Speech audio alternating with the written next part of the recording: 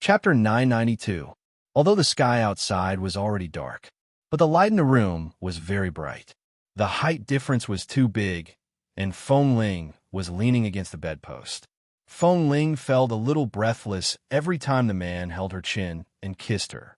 And then every time the man took advantage of her being kissed until she was weak, his hand would reach in her clothes to take advantage of her.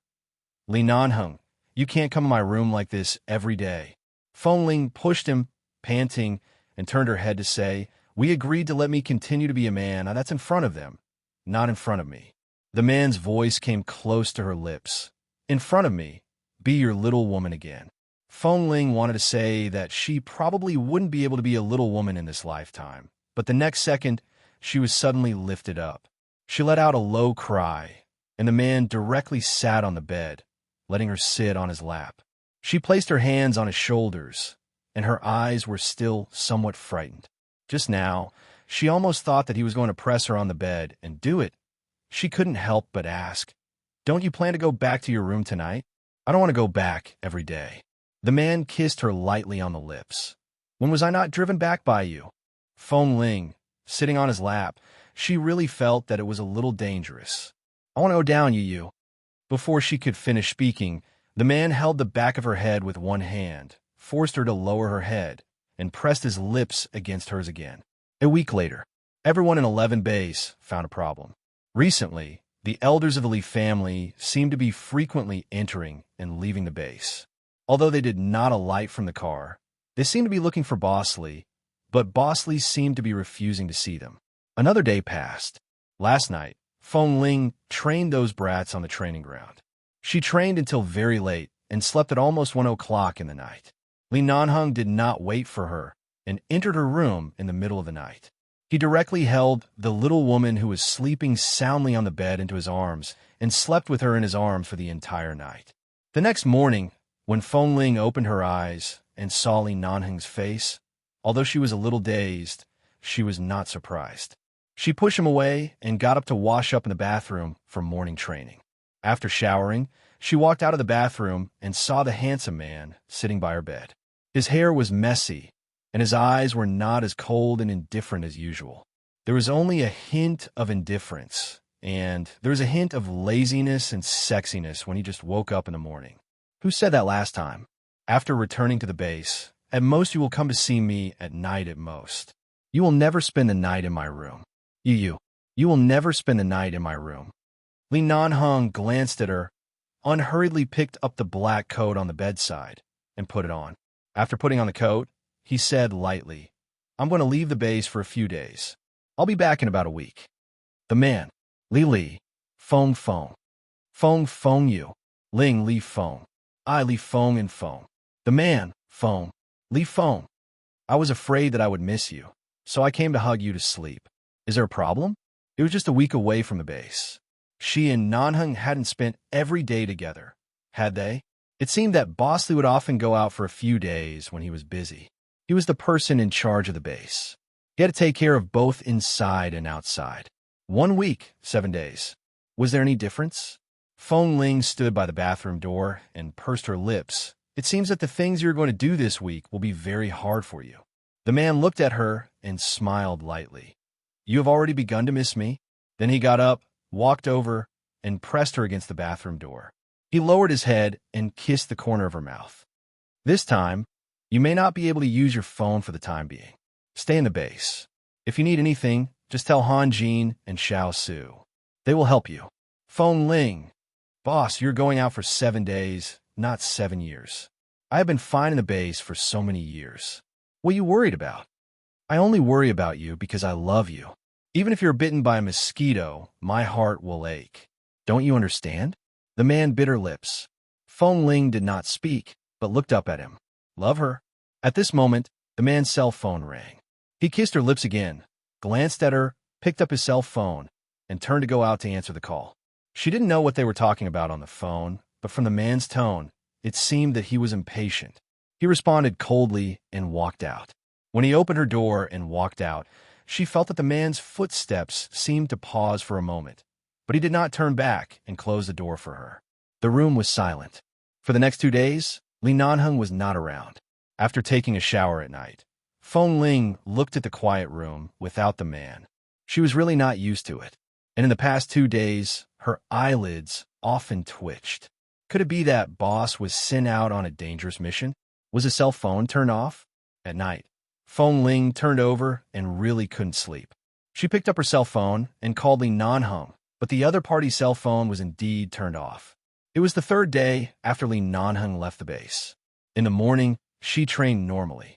At noon, when it was time to eat, Feng Ling took her 2 little disciples to do intensive training.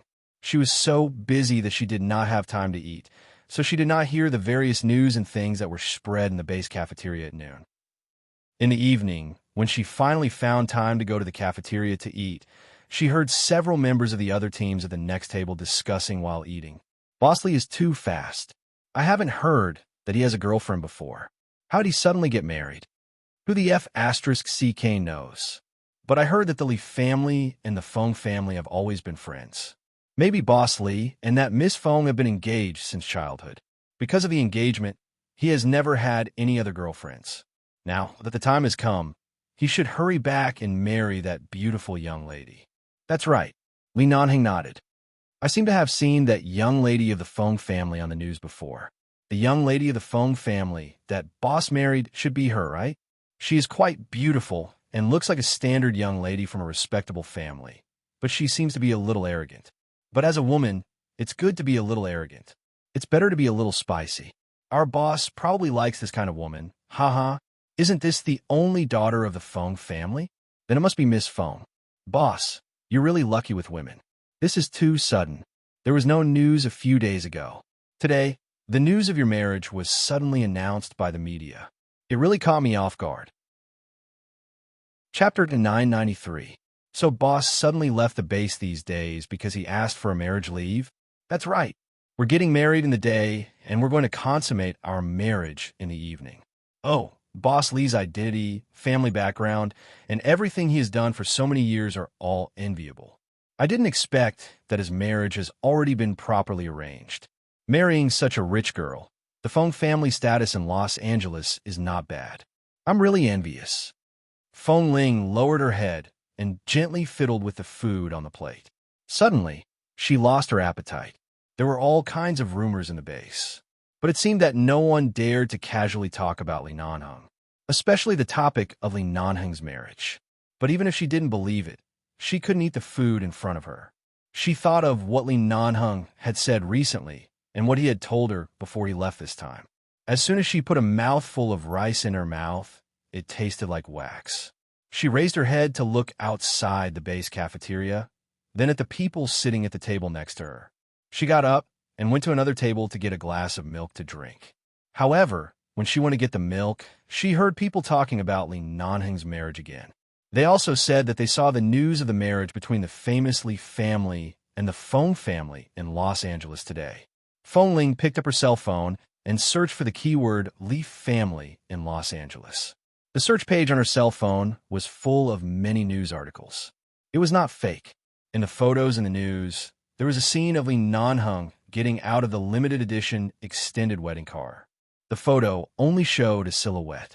She couldn't see the man's eyes or expression.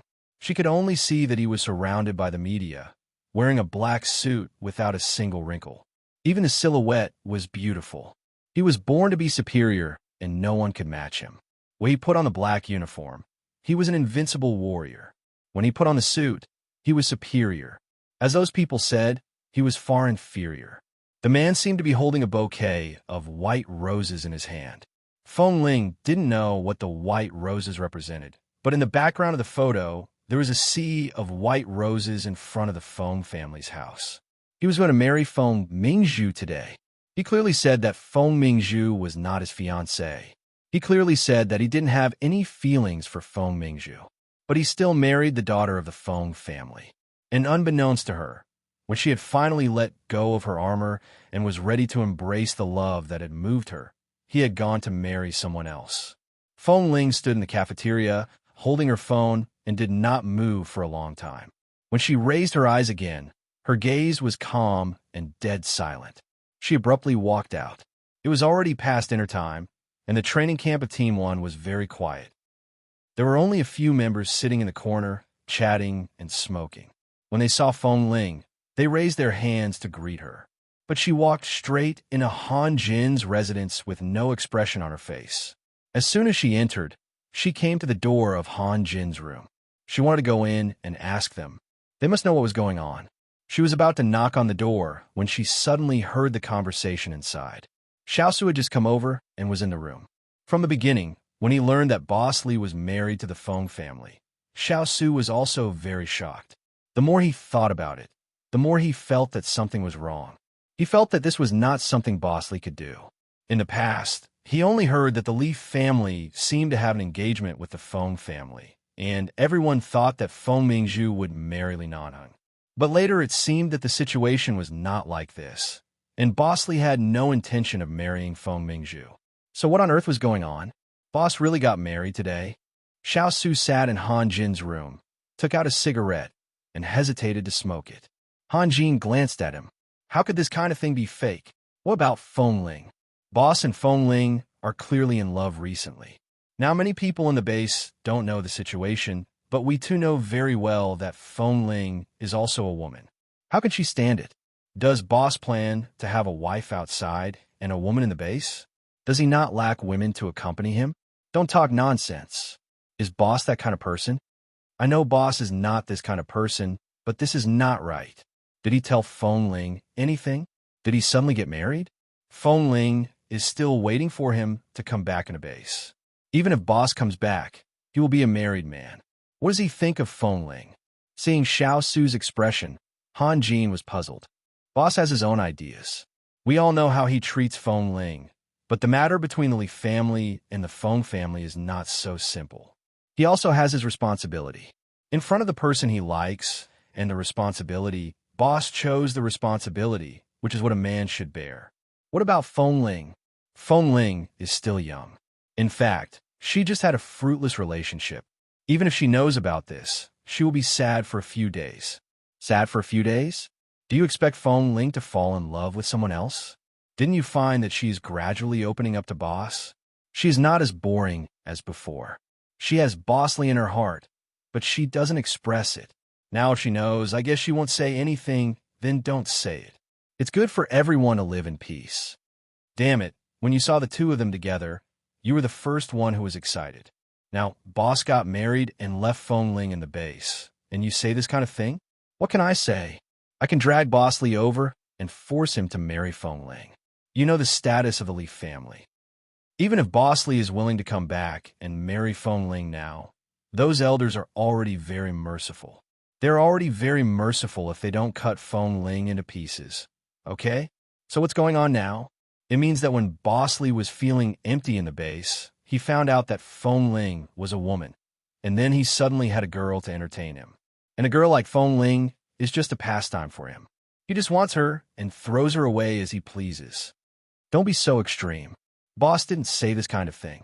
In my eyes, this is what Boss Li means now. Seeing that Xiaosu was not calm at this moment, Han Jin didn't have the patience to care about these things. After all, this was Boss Li's own decision. Until now, no one knew what happened. Han Jin sneered. Damn it, she is just a woman. We are all adults. They just fell in love. So what? Compared with Miss Feng of the Feng family, Feng Ling is an orphan with an unknown identity. As long as you are not stupid, you will know who to choose. Chapter 994. Xiaosu suddenly smashed the ashtray on the table to the ground. What the hell are you talking about? Han Jin said with a straight face. It's not Boss Li who dumped you. Why are you so *king excited? I've liked so many women since I was a child, and I've slept with many women before entering the base. If they all waited for me to marry them, I would have already had a group of wives and concubines. Why do I still need to be a drill master in the base? In the end, Han Jin kicked the chair impatiently. Isn't she just a little girl who disguised as a man and hid in the base for a long time? She's not feminine at all and so violent. It's okay for her to be a comrade, but it's normal for him to be surprised when he accidentally found out that she is a woman. Why do you think she is worthy of Boss Li giving up the engagement with the Feng family? Do you dare to say that Boss Li's love for Feng Ling is just a coincidence? Otherwise, Which man will be faithful to a woman until death? Are you stupid? He doesn't like Feng Ling. Liking her doesn't mean he has to take responsibility. A silly girl like Feng Ling is not suitable for him. Then why the F***CK did you help me set them up? I didn't know Feng Ling was a woman when we were matchmakers. I found out later, but now he's married to the Feng family. What else can I say? Hanji knew that he was annoyed and said something against his will, but when he thought that Li Nanheng was married to the Feng family, he didn't want to talk about this matter anymore. So he said Feng Ling and Boss shouldn't be in the same world. If it weren't for the base, the two of them would have nothing to do with each other. I guess Feng Ling knows very well that it's good for them to go their separate ways in the future. Boss, you're not from the same world. If it weren't for the base, the two of them would have nothing to do with each other. I guess Feng Ling knows it very well. Han Jin said again, Feng Ling is an orphan. She doesn't even know who her parents are. Will you marry her? If they don't belong to the same world, they shouldn't force their way in. She should fall in love while she is young. When she grows up, she will know not to trust men easily. I think Bosley taught her a good lesson. At least she won't be easily cheated in the future. After all, she is too naive. Han Jin didn't know what to say. But looking at Xiao Su's furious expression, he just wanted to get this matter over with as soon as possible. After all, they didn't know what Bosley was thinking, but since it was over, they could only think from another perspective. One of them was angry, while the other was impatient. The thin wooden door was unable to suppress the intense voices. No one noticed that there was a person standing outside the door.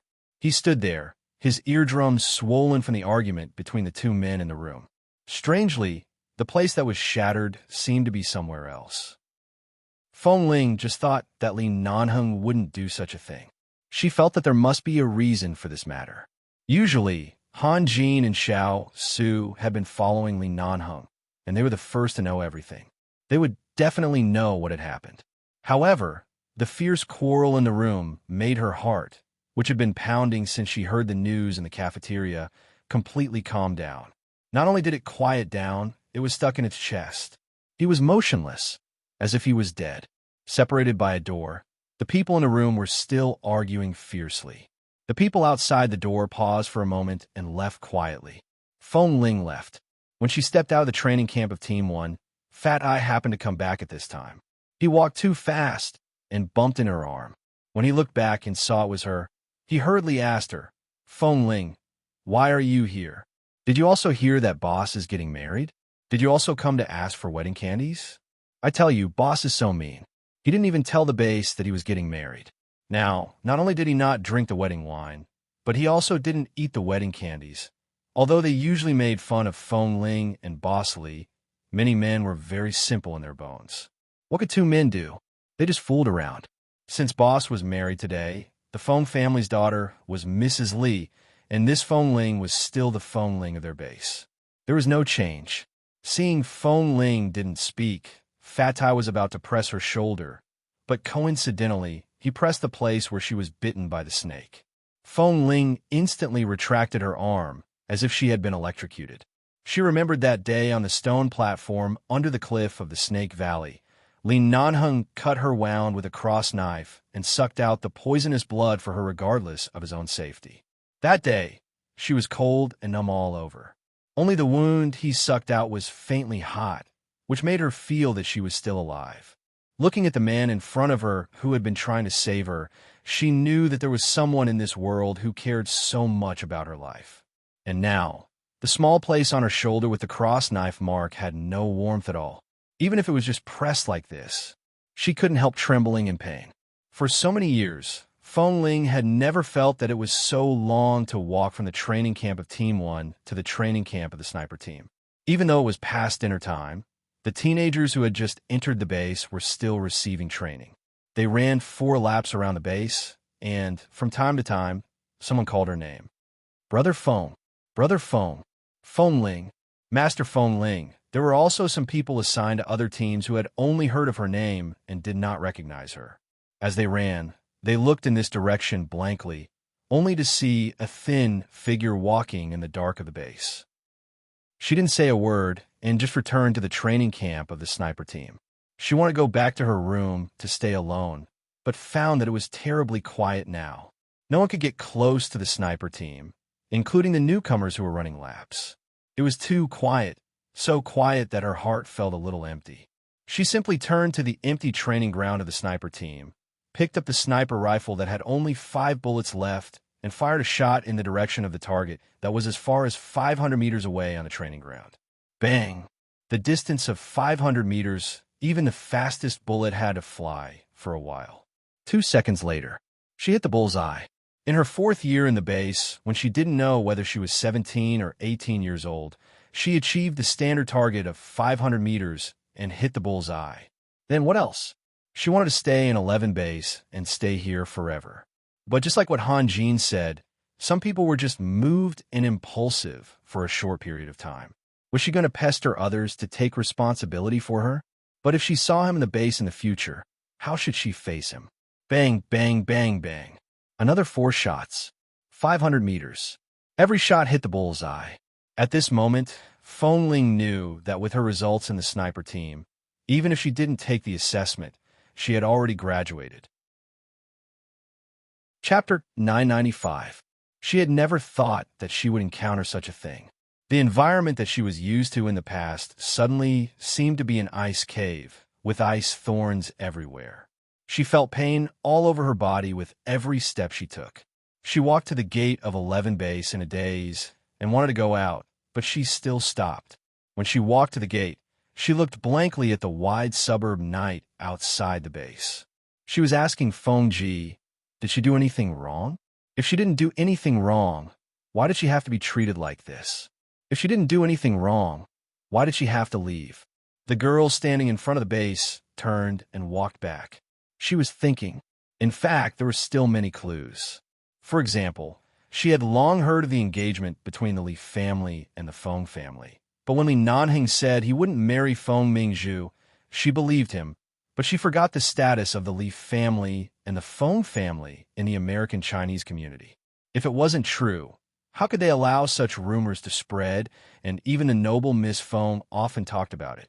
For example, Li Nanheng seemed to be very polite to the Feng family.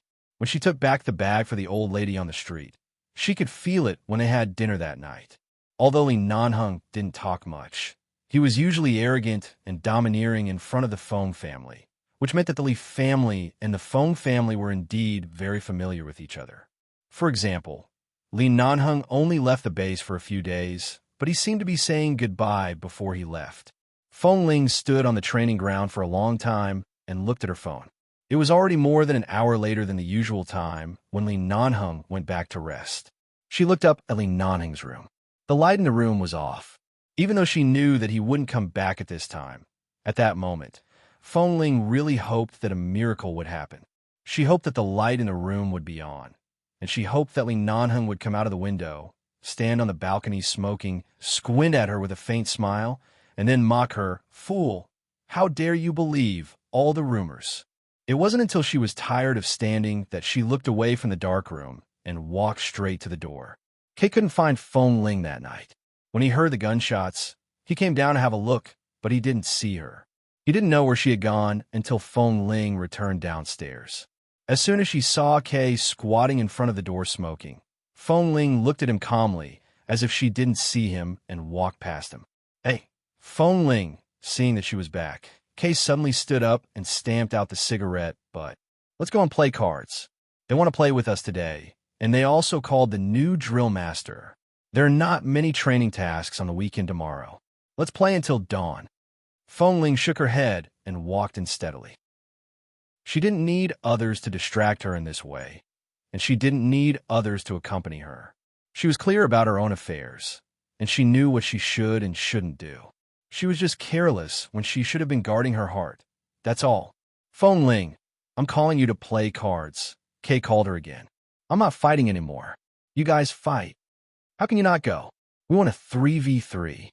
However, no matter what Kay said, Feng Ling still went upstairs without looking back. Seeing Feng Ling like this, Kay stood there helplessly. He could see that the relationship between Boss Li and Feng Ling was not a simple brotherly relationship. But the elders of the Lee family probably wouldn't accept the fact that Bosley liked men. He felt that if Bosley didn't get married, he would be unfilial, but if he did, he would be heartless. No matter what he did, he wouldn't be a good person. Feng Ling went back to her room, but after taking a shower, she couldn't fall asleep. At 1 o'clock in the morning, when there was no one around, she went out to run laps in a white short-sleeved t-shirt. She didn't know how long she ran. In short, she ran until she was panting violently and sweating all over. She was so tired that she felt that she could lie on the bed and fall asleep at any time. Then she dragged her tired body back to her room. This time, after taking a shower, she lay on the bed. Her body was so tired that she couldn't even get up, but she still didn't feel sleepy at all. She just closed her eyes and forced herself to sleep for a while. 20 minutes later, she opened her eyes. Her heart was beating fast after the exercise, but she found that she couldn't feel her heartbeat. It seemed that she was very numb. She couldn't fall asleep, so she suddenly got up, went to the corner of the room, and opened a cabinet there. There were 3 bottles of wine in the cabinet, 1 bottle of white wine, 1 bottle of foreign wine, and 1 bottle of red wine. These were all given to her by Han Jin several times when he was in a good mood, but she didn't drink them. She had given Bosley wine once before, but Han Jin had too many bottles of wine and gave them to whoever he liked. Maybe because Han Jin liked her so much, he simply gave her several bottles. Feng Ling didn't know which kind of wine was good, so she took out the 58 proof brandy, opened the window with the bottle, and looked at the dark balcony next door. Then she leaned against the balcony railing, raised the bottle, and took a sip. She had never drunk this kind of brandy before. It didn't taste good, but it didn't seem to be as bad as those white wine. She smacked her lips a few times and felt that there seemed to be a little sweetness in her mouth. The sweetness after the wine was very wonderful. She never drank, so she really couldn't sleep tonight. Anyway, according to Kay and the others' understanding of her, if she was too drunk to get out of bed tomorrow and didn't go to training, Kay and the others would find a suitable reason to ask for leave for her. In short, it didn't matter even if she was drunk. Get drunk once. She would forget everything after getting drunk once. The short-haired girl leaned against the balcony, raised the wine in her hand again, took a big sip, and then swallowed it with a frown. And then, one sip after another, and another sip after another. But even though she felt that she was in a trance, Feng Ling felt that she was unprecedentedly sober. She knew very well that behind the name Feng Ling was an unknown orphan, a small role who couldn't bring any benefits to the Lee family, and an existence that even she didn't know how to survive in this world. Early the next morning, Feng Ling, who had slept drunk on the balcony all night, felt her body was suddenly cold and hot, and her head was splitting. She turned over and opened her eyes, only to find that she had fallen asleep on the balcony.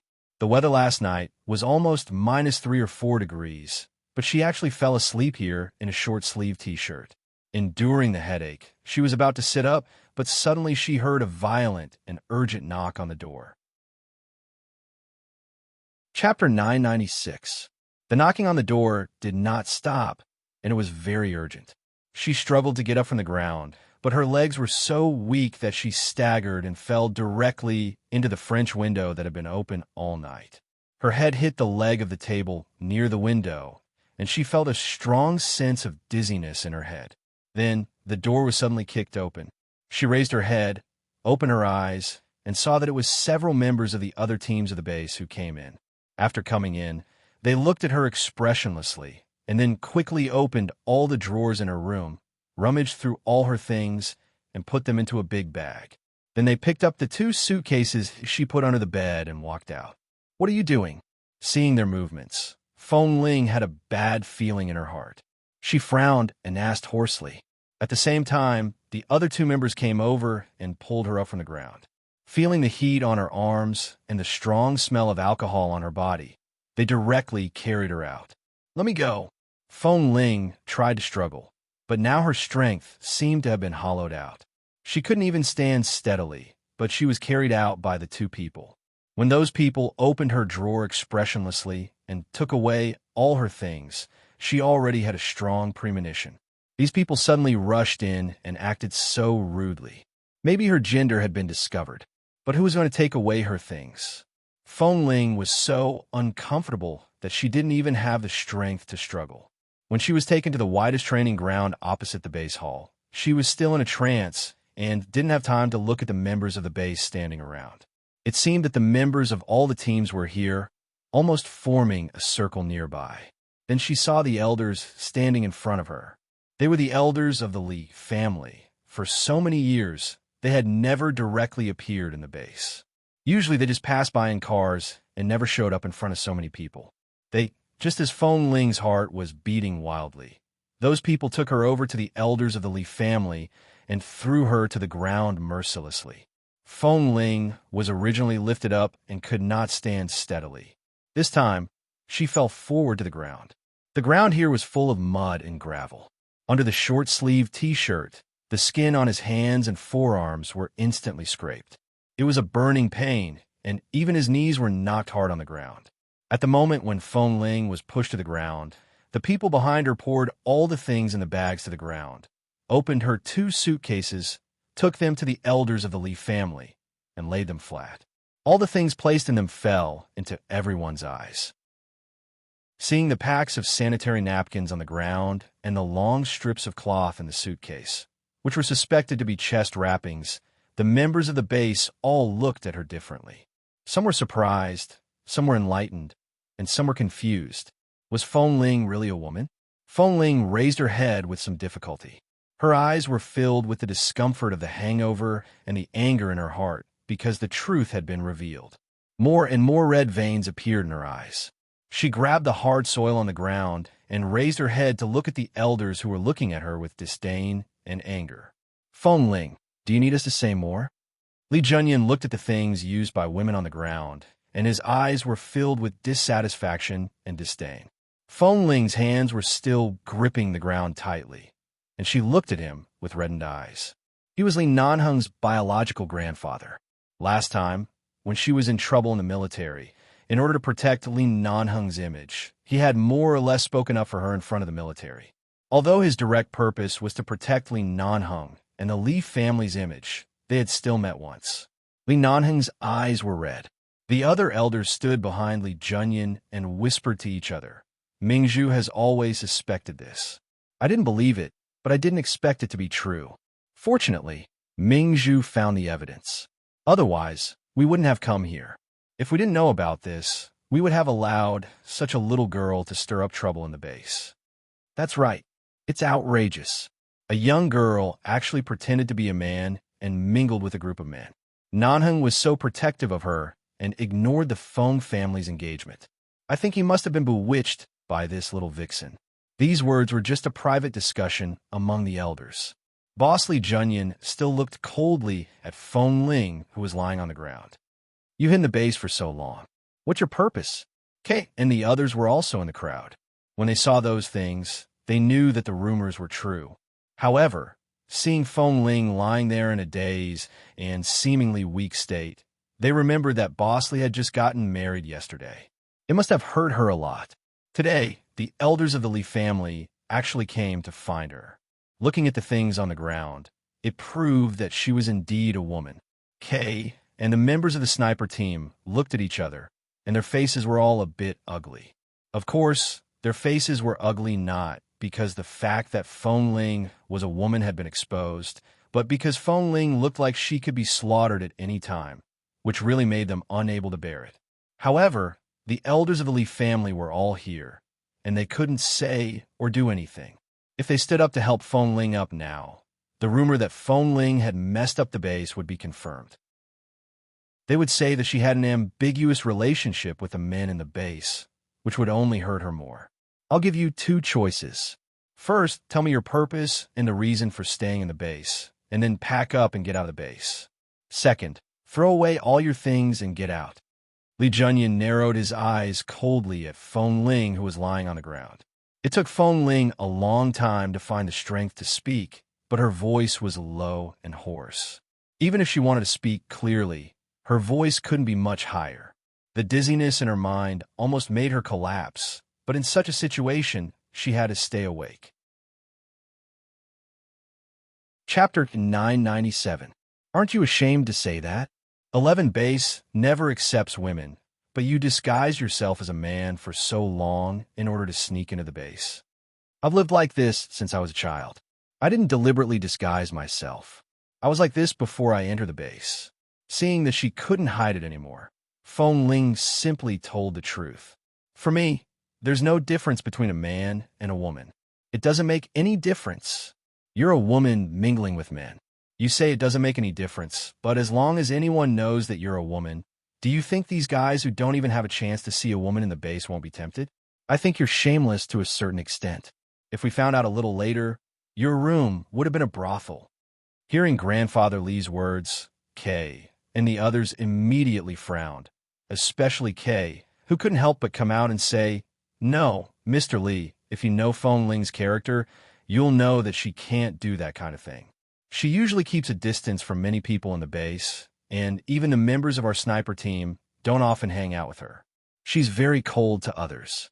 It's definitely not what you think.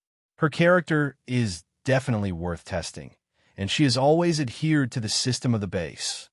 Tam hurriedly pulled Kay back and lowered his voice to say, "Don't talk. Don't you see that Mr. Li is angry?"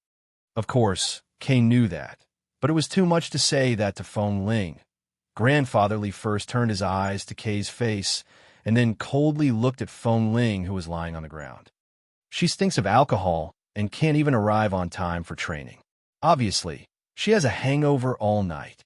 How can you say that she adheres to the system of the base and that her character is worth testing? Kay was speechless. Yesterday, it was not surprising that Feng Ling drank last night. But this kind of thing couldn't be explained here at all. If Mr. Li knew that the relationship between Feng Ling and Boss Li had already gone beyond the scope of ambiguity, perhaps he would only be more ruthless. Stinks of alcohol. Feng Ling suddenly wanted to laugh. She raised her eyes to look at the coldness in Grandfather Li's eyes. She wanted to regain her dignity and wanted to get up, but found that she couldn't do it at this moment. All her private things were thrown around for everyone to see and became the topic of conversation. She lay on the ground, looking up at the real owner of 11 Base. Even if Li Nanheng was the behind-the-scenes boss of 11 Base, Grandfather Li was his grandfather and his elder. No matter what, Grandfather Li was still above him. So, her dignity was trampled underfoot. Thus, she really laughed and slowly let go of the mud that had been crushed by her. She said in a low voice, "I'm very sorry to let Elder Li see me in such a sorry state. People say that as long as you do one thing wrong, everything you've done will be denied. So, I've already been denied by 11 Base, right? Really? How dare you ask me? What do you have to ask me?" Li Junyan scolded coldly. "It's already polite of us to use this method to confirm that you are a woman instead of asking people to strip you naked. Do you think you can still stay in 11 Base?" Hearing this, the only hope in Feng Ling's heart was instantly shattered. She had once thought that if she could no longer keep her secret, perhaps she would find a suitable time to leave. Perhaps she would die outside during a mission. That way, no one would know about it. Ashes to ashes, dust to dust. However, it seemed that everything did not go in the direction she thought. She was actually kicked out of 11 Base in such a humiliating way. She was about to be kicked out of this place where she had lived for several years, the home she thought was her home. She lowered her head and continued to laugh, digging her fingers into the mud again. "So, Mr. Li, do you mean to drive me away today?" she asked hoarsely. Seeing her lying on the ground weakly but still so proud, the other elders walked over and said coldly, "Little girl, who gave you the courage to live in 11 Base for so long? What the base taught you is to show how powerful you are as a woman here. Everything you have now is given to you by 11 Base. I think the money you have earned from missions over the years is enough for you, an orphan with no parents, to live a good life outside. We didn't confiscate all your things, but just let you leave the base. Why do you come back to bite us? An orphan with no parents." Feng Ling gritted her teeth and finally managed to sit up. Sitting on the ground, no one came to help her. Most people didn't want to help her, and a small number of people didn't dare to help her. She staggered to her feet with great effort, but she stood there swaying with the smell of alcohol all over her body. When she finally stood firm, Her legs were so weak that she could fall any time. She smiled and raised her eyes to look at them.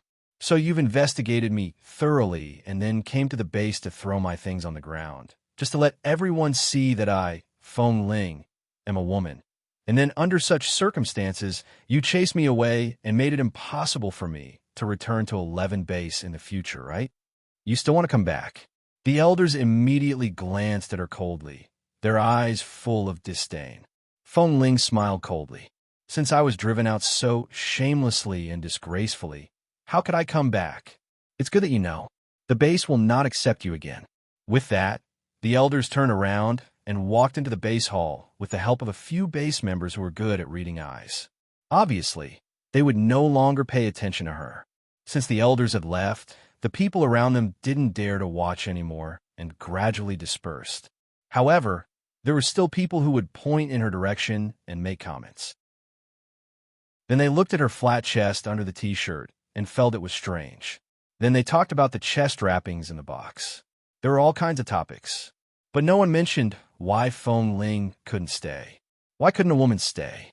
When those people walked far away and walked to the training ground that only they were qualified to set foot on to do daily training, Feng Ling stood on the empty ground. Behind her was the cold door of the base that had been closed, and at her feet were her things and 2 suitcases thrown all over the ground. She silently looked at the ground under her feet, looked at the things at her feet, and then staggered back, slowly bent down with some difficulty to pick up the things on the ground. Chapter 998. What should we do? Lin Cheng and Tam looked back at Lei Peng, who was standing behind them, and then the 3 of them looked at Kay, who had been frowning. Almost everyone on the field had left, and there were only a few people left. These people were all very familiar with Feng Ling, including the members of Team 1. Old Master Li was here. If they went up to help, it would be a slap to Old Master Li's face. If some busybody went to Old Master Li and told him, none of them would end up well. But seeing Feng Ling like this, they really couldn't stand it anymore. How do I know? Boss Li hasn't come back yet. I'm afraid he doesn't know something happened in the base. How could Boss know? I heard that Boss won't be back for at least 7 days.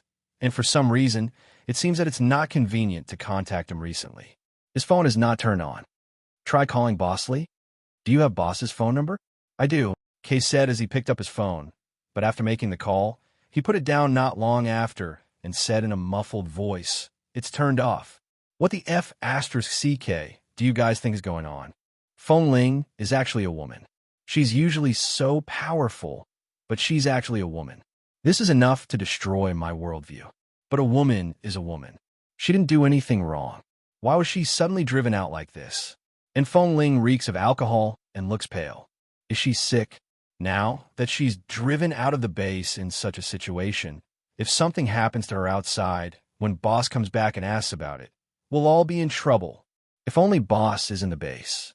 If Boss is here, who dares to do this to Feng Ling? Haha, Boss is now with his newlywed wife.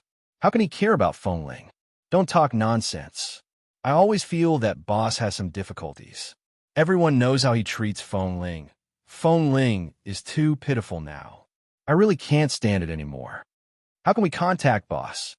If he could be easily contacted, do you think these old men would take this opportunity to come over? They clearly want to drive Feng Ling out. Her face is completely ruined. Even if Boss Li goes to find her in the future, she probably won't return to the base. This is the effect they want. They want her to leave by herself.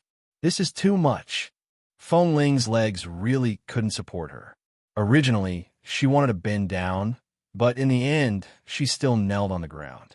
The dizziness in her mind was too severe. The influence of the wine last night was too great. Right now, her whole body was cold, but when she touched her arm, it seemed to be boiling hot. Could it be that he got a fever from the cold wind after he passed out on the balcony last night? She slowly raised her hand and slowly picked up the things on the ground one by one. She put the sanitary napkin and breast wrap into the suitcase, and then put them under the clothes. Then she picked up the other clothes and things one by one. She couldn't stand up and didn't have the strength to, so she just lay on the ground and stretched out her arms to pick them up. When she finished packing a suitcase, she put her hands on the ground and took a deep breath. Just when she was about to pick up other things to pack up another suitcase, suddenly a hand reached over. She paused, turned around, and saw Kay, who had walked over without her noticing. "Let me help you." Kay's face darkened. Without saying anything, he picked up the things that had been thrown all over the ground and handed them to her. Feng Ling sat on the ground, looked at Kay's face, slowly withdrew her gaze, and said lightly, "Thank you." Hearing that she still didn't want to show too much emotion, Kay frowned slightly. "Bosley doesn't know these things yet. Do you want to wait for him to come back?" Feng Ling took the things he handed over and didn't say anything because he mentioned Nanheng. She turned her head and continued to put the things into the suitcase. Seeing as she didn't want to mention Bosley now, Kay didn't say anything more and just continued to help her pick up things. Then, more and more people came to Feng Ling, Kay, Tam, Lei Peng, Lin Cheng, and the other 4 members of the sniper team were all helping her pick up things. After a while, Fatai, who had been hesitating not far away, also quickly came to help, Dehu, and many other people. Many of the people who had interacted with her and gone on missions with her came back at the same time less than 10 minutes after they left. Feng Ling looked at them and didn't speak until Kay picked her up from the ground and looked at her with a frown. "Why are you so hot?" "I'm fine, thank you." Her identity as a woman had been exposed. Feng Ling didn't want to affect them and was about to pull her hand out his arm. Kay held her tightly. "Why are you acting like an outsider? In my eyes, whether you are a man or a woman, you are my brother. There is no difference. You can't leave now. Even if the Lee family's grandfather wants to drive you away, he didn't ask you to leave now. You have a fever. Go to the infirmary to find Dr. One and take some medicine." "No." Feng Ling lowered her head helplessly. She couldn't break free from him. Her strength was really no match for theirs, so she could only lower her head and say softly, "Sorry, I lied to you for so long." The eyes of the people around her instantly reddened because of her apology.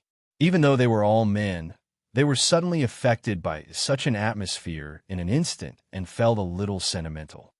"Why are you apologizing? In our eyes, it doesn't matter whether you're a man or a woman. We only know Feng Ling who of Team One side, but I didn't expect that such a thing would happen so soon after Bosley left. If Bosley was here, it doesn't make any difference whether he is here or not. Bosley is so busy. Don't bother him," Feng Ling said lightly and then took the suitcase. "Goodbye." Seeing that she was about to leave, Kay and Tam looked at each other and pulled her arm hard. "No, if you don't want to stay in the base now, we'll send you to a small hotel nearby.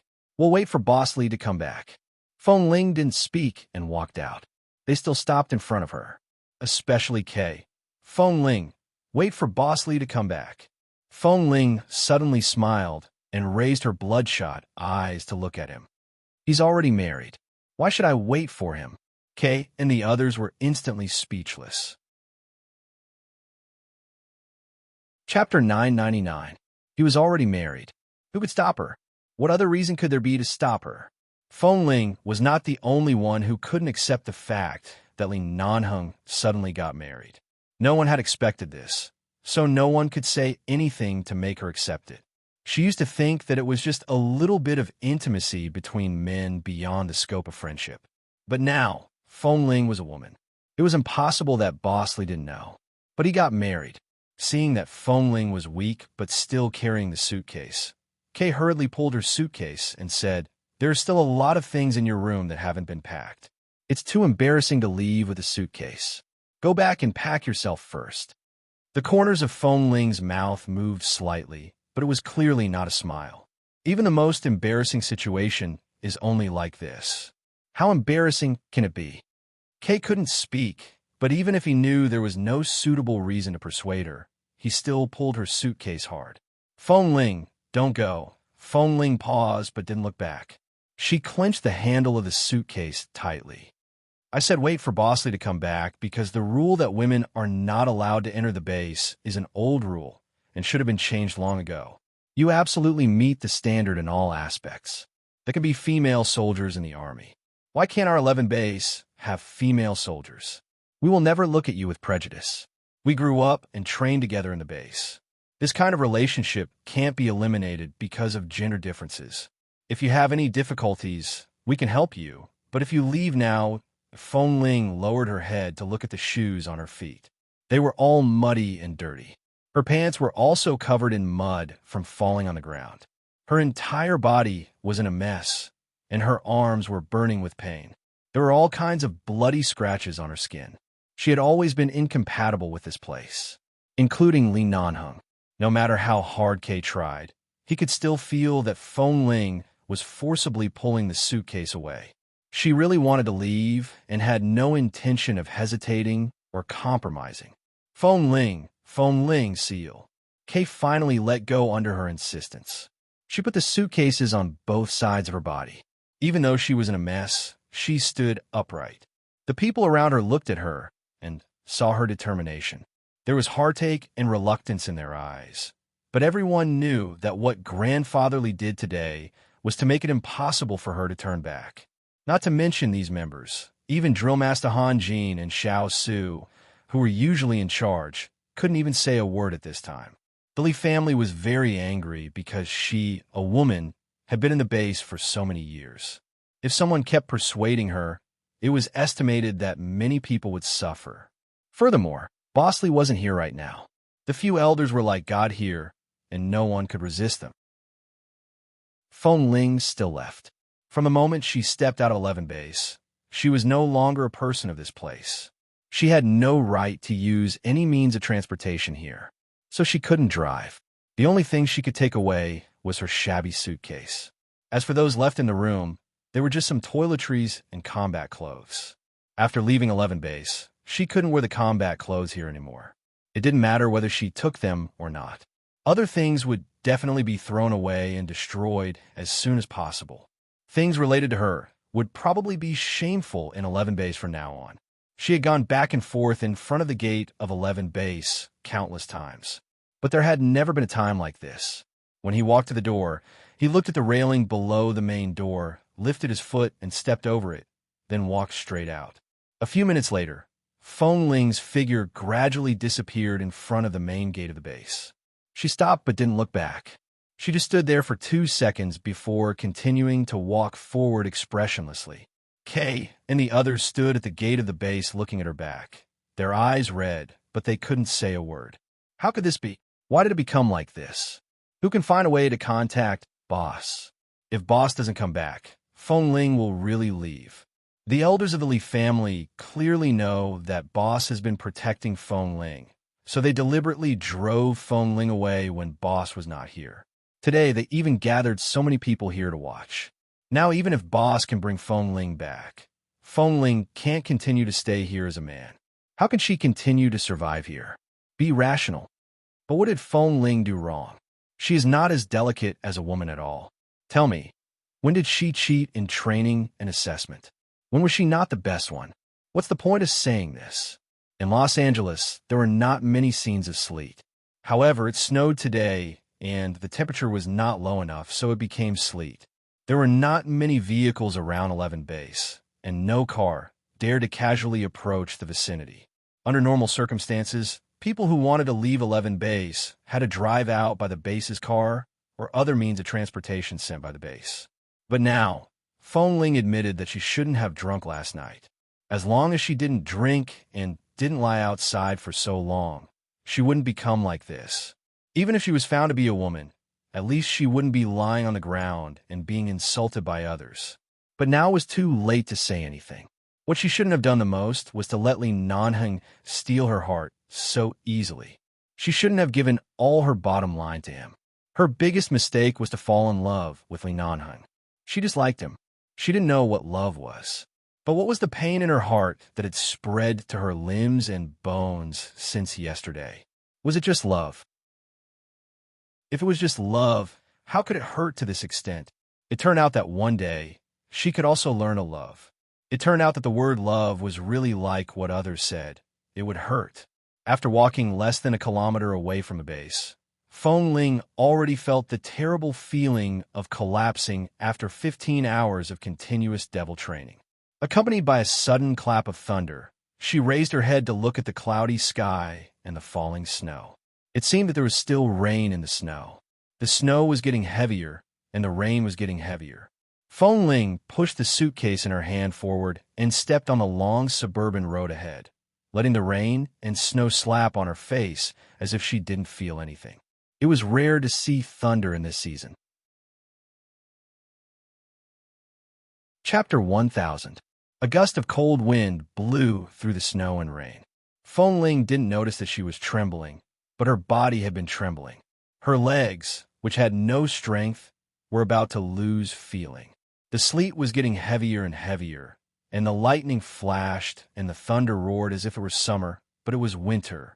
However, the snow was still fine. The rain soaked her clothes and brought the coldness of the snow in.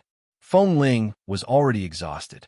She looked at the dark clouds in the sky, raised her head, and let the cold snow and rain slap her face. Her pale face became paler. After walking for so long, there were no vehicles passing by, as if this road could lead to the end of her life. But what was there to be afraid of? She had no worries. She gradually staggered and her eyes gradually blurred. When she completely lost feeling in her legs, the two suitcases suddenly rolled down the slope in front of the suburban road. Feng Ling's eyes blurred. She wanted to bend down to pull the suitcases back, but she fell headfirst into the cold ground, rolled down several times, and finally fell to the side of the road, motionless. 11 base. Kay and the others stood in front of the door for a long time. Seeing the change of the weather, they were more worried about Feng Ling's situation. They wanted to drive out to send her to a safe place. But when they were about to drive out, the door was blocked by several people. Mr. Lee said that except for Feng Ling, no other members of the base are allowed to leave today.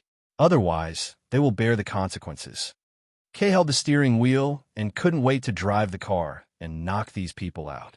But the root of the problem was Mr. Lee. Without Mr. Lee's order, no one dared to stop them here. This is too much. Fat Tai sat in the back of the car, and his eyes were red with anger. How can Feng Ling walk alone in this weather? The people sitting in the car were silent. A few minutes later, they got out of the car and rushed back to the base hall in the snow and rain.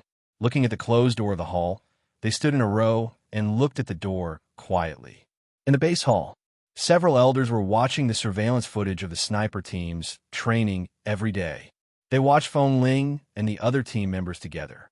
Suddenly, someone came in and said, "Elderly for members of the sniper team, a member of Team 1, and those people who are usually close to Feng Ling are standing outside in the rain. I don't know what they're trying to do." Feng Ling's expression changed. The elders immediately looked out of the window and saw the tough members of the base standing outside in a row, motionless in the cold snow and rain. Li Junyent's gaze turned cold. What are they doing? Are more than 10 people standing outside to threaten us? How can a little girl who broke the rules of the base be so charming? Ah Feng, who had been sent to the base by the Li family for a long time, was one of the managers in the base hall. Hearing this, he walked to the window, took a look, and then silently looked back at the elders who had been angry because of this matter.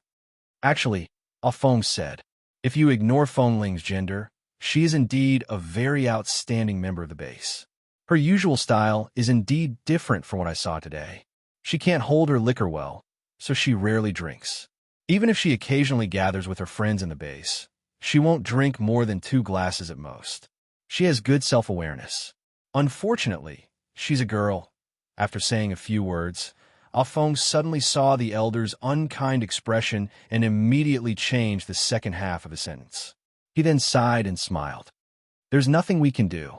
After all, she violated the most basic principle of the base, especially between her and Boss Lee. Grandfather Lee suddenly slammed his walking stick on the ground and looked at Ah Feng coldly. So you've long seen that Nan Hung is having an affair with this woman in the base? Why didn't you tell me earlier? If Mingzhu hadn't noticed something was wrong, we would have been kept in the dark. If Nan Hung hadn't been guarding the Li family's ancestral hall and couldn't come out, I'm afraid this woman named Feng Ling wouldn't have been able to chase us away. Ah Feng paused. Ah Feng paused. Before this, we really didn't expect that she was a woman. We just thought that she was a slightly good-looking young man. In addition, she has always been excellent in all kinds of tests and is agile. Many tall and strong men can't beat her, which makes it even more difficult for us to doubt her. Moreover, she is in the sniper team and is closer to Bosley. At first, we didn't think much of it, but later, we vaguely felt that Bosley was indeed taking too much care of her. Combined with the truth today, I said so, but we really didn't find it before. That's enough. Stop twisting words and forcing logic. He's already gone. You can only push all the blame away. Lee Junyan turned to look at the people outside and said coldly, if they want to stand, let them stand outside. Which member of the base hasn't been trained in rain and snow? It's fine for them to stand for a few hours. They want to threaten us in this way and demonstrate the rules and customs of the base. Do you think that the 10 of them can change the rules and customs of the base by standing there in the snow and rain for a few hours? What a fantasy. Afong was silent for a moment and didn't say much.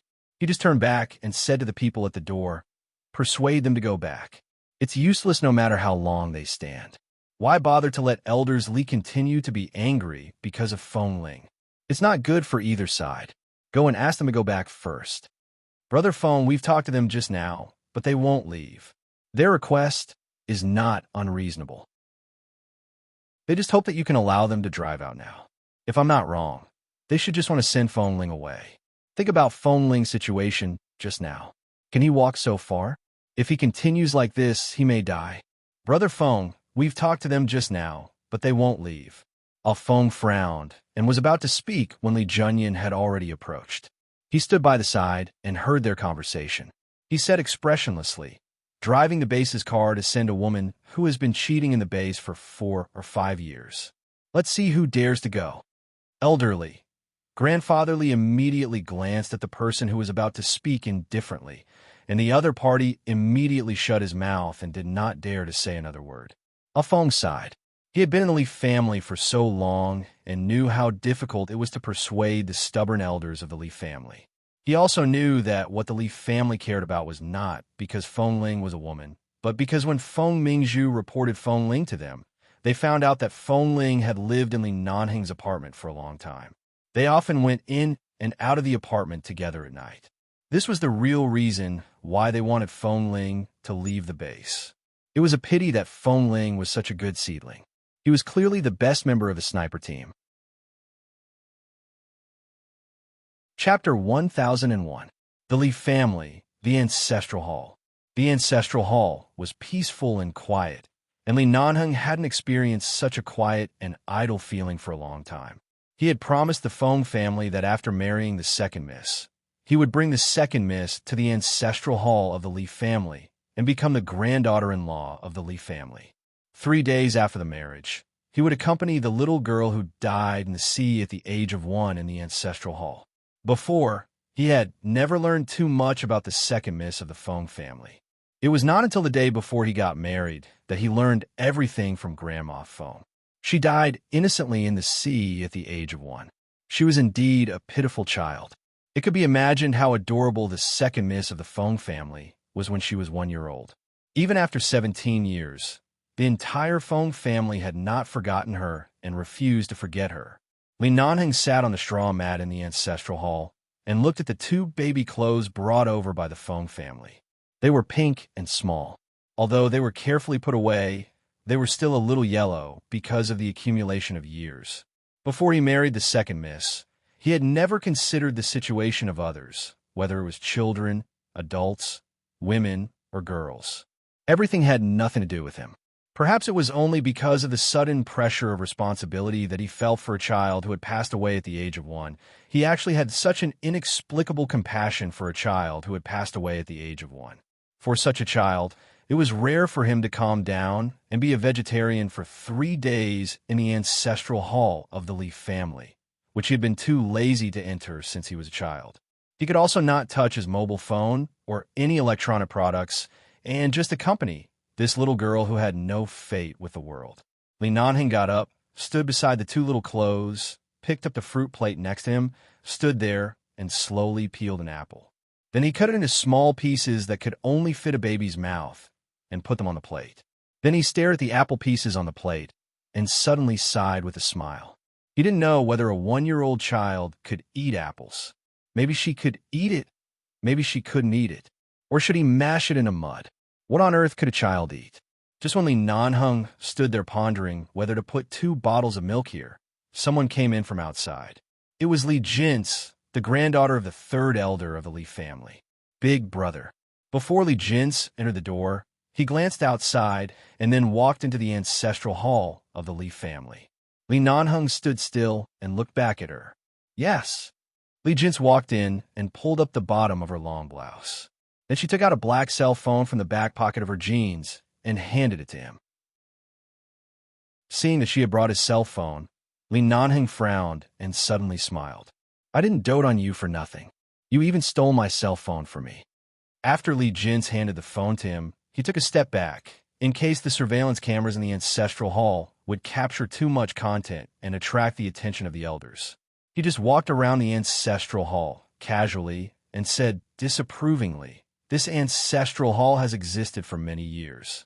Although there are many Chinese in Los Angeles, only the Li family can set up an ancestral hall at home. The elders of our family are really stubborn. Why do they still have an ancestral hall in this era? One is stubborn, and all 4 of them are stubborn. They are really brothers." Li Nanheng didn't care. He pressed the power button and said lightly, "There's nothing wrong with continuing the ancestral hall. We young people are not interested in it. Although the 4 of them are old, they also have their own things. It's rare to hear you understand them so well." Li Jin's turned to look at him. "Your marriage is really strange. What were you thinking at the beginning? Why didn't you marry Feng Mingzhu, a beautiful woman? Why did you marry a child who died at the age of 1? Do you want to bring all kinds of toys to her as a greeting gift?" Li Nanheng didn't answer, but looked down at the cell phone with a black screen. "Before you sent a cell phone to me, didn't you think of charging it for me or bringing the charger with it?" I forgot." Seeing the cell phone in his hand was not turned on, Li Jin's walked over in surprise, picked it up and looked at it, saying, "But you can't blame me. If your cell phone hadn't been vibrating in the drawer, I wouldn't have heard it and wouldn't have taken it out.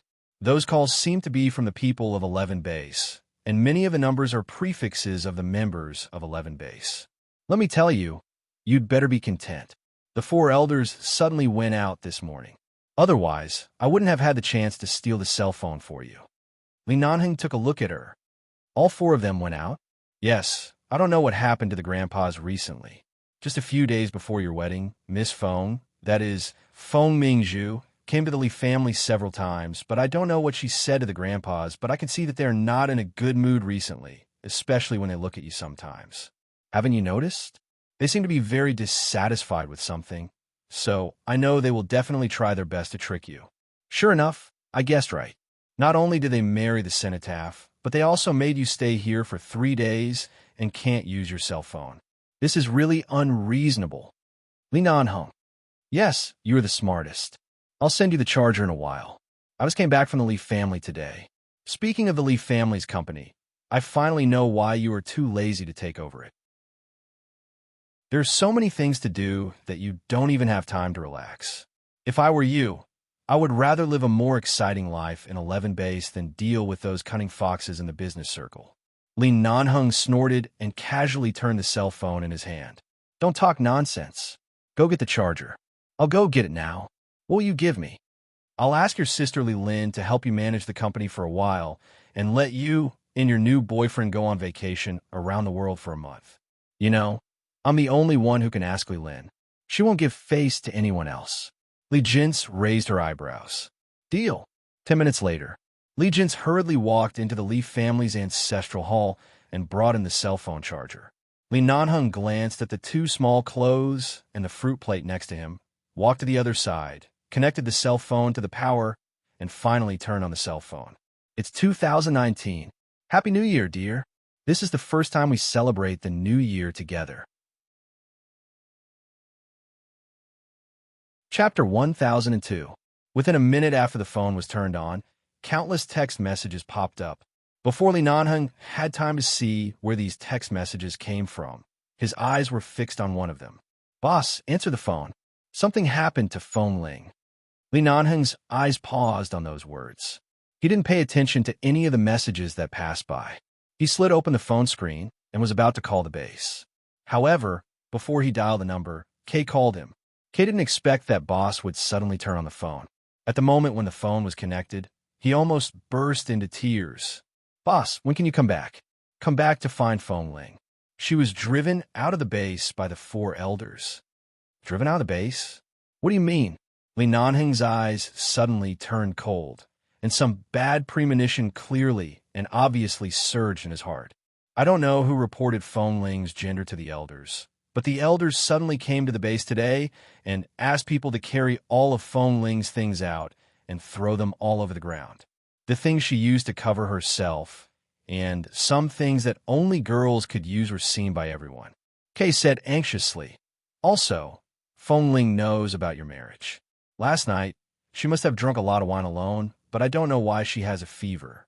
When I touched her hand, I felt that it was very hot, but boss, you know Feng Ling's temper. If she wants to leave, none of us can stop her. It's raining and snowing outside. It's very cold. She can't go far if she goes out alone with her suitcase. Now the gate of the base has been locked down, and we can't get out. I don't know how Feng Ling is now, but when we looked at her before, I felt that she was in a bad state. Kay said anxiously, also, Feng Ling knows about your marriage. Last night, she drank a lot of wine alone, but I don't know why she has a fever. Li Nanheng suddenly turned his eyes to Li Jins, who was standing next to him. She just said that the elders suddenly went out together this morning. It turned out that this was what they planned to do when they forced him to stay in the ancestral hall for 3 days. Li Nanheng put down his cell phone and turned to walk out without saying a word. Hey, what are you going to do? Li Jins looked at him in surprise. Didn't we agree to stay here for 3 days? If you go out now, Grandpa will. However, the man seemed not to hear her and walked out quickly without looking back. Li Jins felt strange and didn't know what happened. She could only feel that Li Nanheng's expression was murderous. She quickly followed him out, only to see that Li Nanheng went to the parking lot in the front yard of the Li's house, opened the door, and got in the car. The black Hummer immediately drove out with a terrible engine sound, raising a cloud of dust on the ground. Los Angeles, Qingla Villa. The short-haired girl on the bed had been unconscious for a few hours.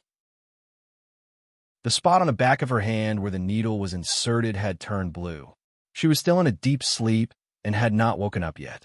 She frowned because of the headache and cold feeling all over her body, turned to look at the woman on the bed, and said hoarsely, Miss Wen? She frowned faintly because of the headache and the alternating hot and cold feeling all over her body. She turned to look at the woman beside the bed and said hoarsely, Miss Wen? When Liqing looked at her by the bed. Seeing her wake up, she smiled. Do you feel better? Feng Ling looked at her for a while, looked around, and finally slowly raised her hand, put on the back of her hand, and asked softly, Where am I? Why are you here? It's rare for me to take a vacation in the hospital. I wanted to go to 11 base to find my brother, but I didn't expect to see you lying on the ground on the way. Wen Liqing said as she sat down on the bed, grabbed her hand, and touched it. It's still very hot. How did you become like this? When I picked you up and brought you back to the car, your body was so hot that an egg could be cooked. There's also a strong smell of alcohol on your body, and there are skin wounds on your arms and legs. What happened? Why did you faint on the way? Hearing the words 11 base, the confusion in Feng Ling's eyes instantly turned cold. She closed her eyes and was about to take her hand out of her hand when Wen Liqing held her hand and said, I know you are very weak and need to rest now. This is my residence. I often lived here when I was very young. Except for 2 servants, no one will come here. You can rest here. Feng Ling didn't want to trouble others, but it seemed impossible for her to show off now, so she could only say, Thank you, Miss Wen. Wen Liqing raised her eyebrows and looked at her as if she couldn't cheer up no matter what she said. Feng Ling, are you still not willing to tell me the truth? What truth? Why I brought you back? Your clothes were cold and wet. I just wanted to help you change your clothes, but when she said this, she pointed to the door of the bathroom. Feng Ling turned around and saw that her dirty clothes and chest wrapping cloth were stacked on a shelf. The fact that she was a woman had been spread in 11 base today. After leaving the base, she really had nothing to hide. She nodded lightly. Yes, I'm a woman. Seeing her suddenly being so frank, Wen Liqing looked at her in surprise. How old are you? You are so young, but you pretended to be a man and lived in 11 base, and 11 base is so strict. How on earth did you do it? I heard they said that you were a very powerful man in the base, but you were a girl. It's really admirable. Feng Ling didn't expect that Wen Liqing would praise the shameless thing that the Li brothers had just said to her as too admirable. She slowly raised her eyes and looked at Wen Liqing, who looked gentle and fair, with long, soft hair, and looked very kind when she smiled. She remembered that every time Wen Liqing went to 11 base, it seemed that she was for Dr. Wen. She didn't know much about the relationship between men and women, or the relationship between brother and sister. Although she didn't know what was going on, she knew that if she were a man, she would definitely like a woman like Wen Liqing. Not like herself, who had no character, no background, no sense of existence, and no femininity. I'm sorry. I deceived all of you, Feng Ling said softly. Wen Liqing smiled. I believe you, but you don't have to apologize. Do you think I didn't see the little ambiguous relationship between you and Li Nanheng when I was in the base? Although Nanheng didn't say anything, I can see that the relationship between you two is not so simple. Chapter 1003. Feng Ling didn't answer her, but just looked at the back of her hand again. Wen Liqing didn't know that she just didn't want to mention Li Nanheng. She patted the back of her hand gently. Your fever was too serious. I was afraid that it would be too late to feed you medicine, so I gave you an injection. In fact, in the United States, if it's not a particularly serious disease, we don't advocate injections. I can see how high your fever was. With that, Wen Liqing said, the temperature I measured just now is still a little hot, but at least it won't burn you. Just stay here and take a good rest. If you have anything to say to 11 base, I'll help you pass a message to them. There's nothing to say. I don't belong to 11 base anymore, Feng Ling said in a low voice. Wen Liqing didn't understand what she meant, and then she thought of Feng Ling's suitcase and her lying on the side of the road in embarrassment. She looked at her in surprise. You, 11 base, doesn't accept women. My secret has been discovered, Feng Ling answered concisely. So what? Does it matter if you are a man or a woman? You're a good member of the base. Many men are not as good as you. Why do they? Wen Liqing's face was full of displeasure. I'll call my brother and ask him what happened. Even if someone wants you to leave, will Li Nanheng agree to let you go? Feng Ling closed her eyes and didn't answer. Seeing that she didn't speak and her face was so bad, Wen Liqing didn't ask anymore and raised her hand to help her pull up the quilt. Okay, let's talk about it when you are better.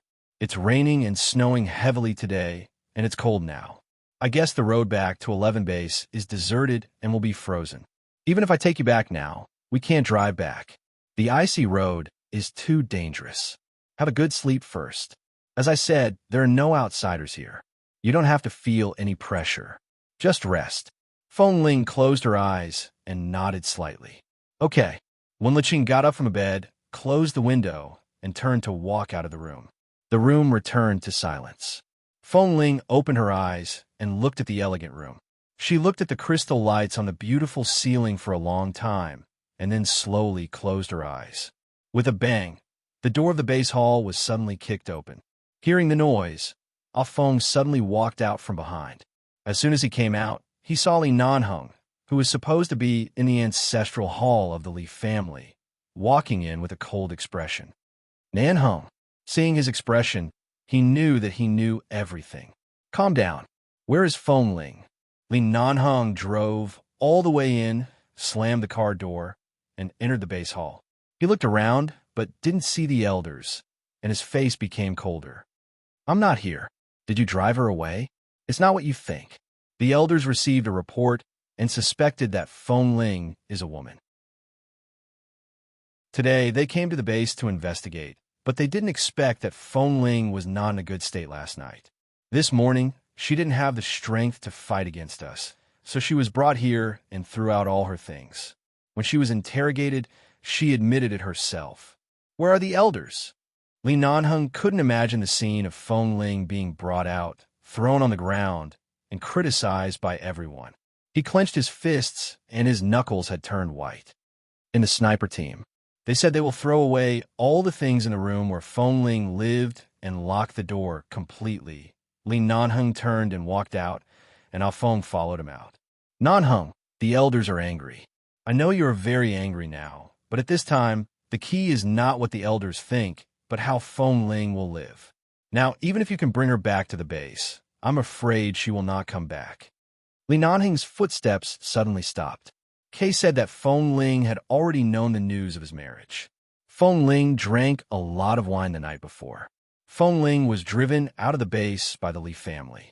Feng Ling was gone. Feng Ling, Feng Ling, Feng Ling. In his life, Li Nanheng had never been so entangled in his heart because of a person's name.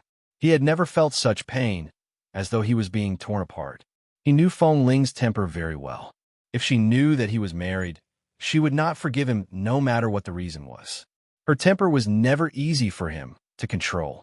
Once she was hurt and out of his control, he would never be able to have her again. Li Nanheng walked out of the base hall with a sullen face and went straight to the sniper team. When he arrived at the sniper team, the new drill master saw him and was about to come up to speak to him in surprise, but Li Nanheng walked in expressionlessly and went straight into the building where he and Feng Ling lived.